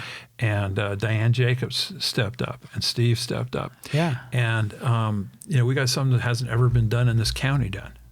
And it's only 50 rooms. Ah. But, there's a huge need in the challenged community. And Sue, I bet you stepped up too. Oh, Sue was big time. Yeah. Oh, she's still stepping up. Yeah, right on. Yeah. She's so funny. She gets a bone, and she'll chew that thing. I mean, you're whimpering in pain, and she's still chewing on your leg. Right. I love her, but she's become a good friend. Yeah. And she's the one who dragged us into the working with the challenge. She dragged my wife down the Poway Valley Therapeutic, or the POVA, the therapeutic riding. Right. And my wife and daughter both started volunteering, and because we don't have any challenge in our family. We're very lucky. Yeah. And we could have done one though. I kind of look at it, and we would have been good parents, but we weren't. So they got us involved. So Villa de Vida, became kind of a labor of love for us. Nice. But we got it done. Good. So it'll be good, and the people who are running it are very talented, and they're going to do Mercy Housing. That's very good at what they're doing. Mm-hmm. Actually, you'll like this one. My high school girlfriend, my senior year in high school, lovely young lady at the time named Amy Bailey, on senior cut day from Sarah High School, told me she was going to be a nun. I get a lot of grief for that. Did you switch her over? I said it was me or God. Yeah. Yeah, she went with God. But she actually runs Mercy Housing. So she's running the Villa de Vida project. Really? We hadn't seen each other in 50 years. Wow. That was fun. Because she was a very nice girl. And, we were Catholic kids, so we weren't passionate. Did she go to Mercy? Or she went to Mercy and then became a Mercy nun. Yeah. But she was a great girlfriend at the time. Yeah. It was a good relationship, and so it was fun seeing her, and then doing this, and then I'm finding out what else Mercy can do, because Mercy can do vet housing. Yeah. I mean, they've got a lot of capabilities, and I'm like, okay, there are ways to weasel you in on stuff in this town. Well, no, I mean, the Habitat blew it on the vet housing. They just blew it. I mean, it was a horrible performance. And the council wasn't as supportive maybe as they could have been. And Steve got himself in a bit of a wringer because he promised he'd come up with a solution that hasn't been forthcoming yet. Right. And I've told him, you've got to find a developer and just build it at Twin Peaks. It's a low-income housing project. It's not going to change. You're going to have to build it somewhere. Just find a good one and build a quality project. Get it over with. The neighbors got incited, but you know what? That's what it is, guys. I've got a vacant lot across the street from my house. Now, if a guy comes in and buys it, he's going to build a house. Mm-hmm. I can't tell him, no, you can't build a house, because I'd rather have a vacant lot. Right. Mm-hmm. So Dave Grush and I became friends over the Walmart issue, because I owned the center. And knew what Walmart was doing. I said, Dave, you got enough room to add a third bedroom, fourth bedroom to your house? Well, okay. Then you can do it. No one could tell you no. It's the same thing with Walmart. Right. It's property rights. Yeah. And then the guy who owned the vegetable store, the cutesy little building behind Walmart. Yeah, by the post office. On Midland. Yeah. Yeah. He had autistic kids, 2 autistic sons, I think it was. He built the house. We call it the Knott's Berry Farmhouse. It's down off Valley Verde over, and you've got the horse stable there where the woman teaches horses. It's across the street. But he built that, and it's got all these cute buildings, and it looks like Knott's Berry Farm. Yeah. But that's because his sons would look at stuff and get entranced by it, and they respond to it. So he built that cutesy little vegetable thing for his sons. Nice. So his wife could bring him down there in a whole bit. But it turned out he had a huge produce business in L.A. Huge, like 100 and some odd thousand square feet. So this was just a labor of love. So Walmart approached me about buying the corner, and they approached him about buying the other corner, and he was happy to sell. Right. I was asking for an outrageous price. And, so I didn't sell, he did. Mm-hmm. But, even Walmart's been great to deal with. Great to deal with. It's, it's kind of, I was a little afraid to deal with Walmart. Do you own the buildings, or do you own the land too? Both. Both. Yeah. But only on that portion of the lot. Shadow anchored. Yeah. Yeah. Okay. Walmart owns their center. Right. Yeah, that's how they do it. And no offense, they're Walmart. I'm not. They should. Right. They right. make more money in a minute than I do in my lifetime. But so it's been Old Poway was a labor of love for my wife. She really had fun, and then we housed our companies in there. Right. Yeah, so we took up vacant space and we raised the rents and we made some good money off of it, and my partners were real happy with it. And, but Old Poway, it's going through its changes now, so hopefully it works. Yeah. I want to go check out that Smokin' Jay's. That, you want to get shocked, go in the meat market next door to him. That guy's got, I want to say this correctly, like the best organic beef made in the United States, but it's like a $45, $50 ribeye. Really? Yeah. Wow. I didn't say buy it. I said check it out. Oh. No, but nice guy. The Smoking Jays uses his meat on their barbecue. Oh, nice. Yeah, yeah.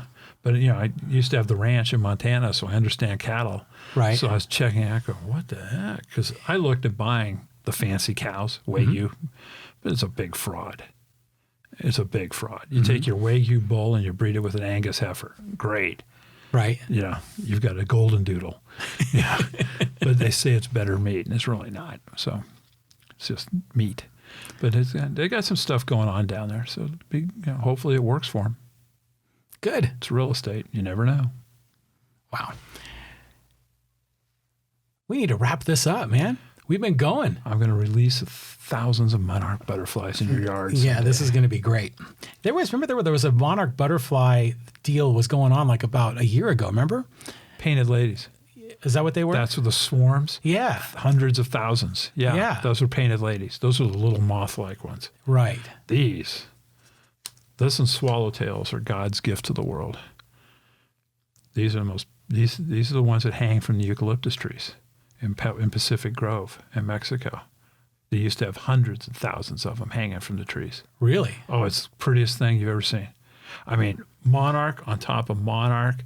I mean, just hanging there, and resting on their flight from South America to Canada.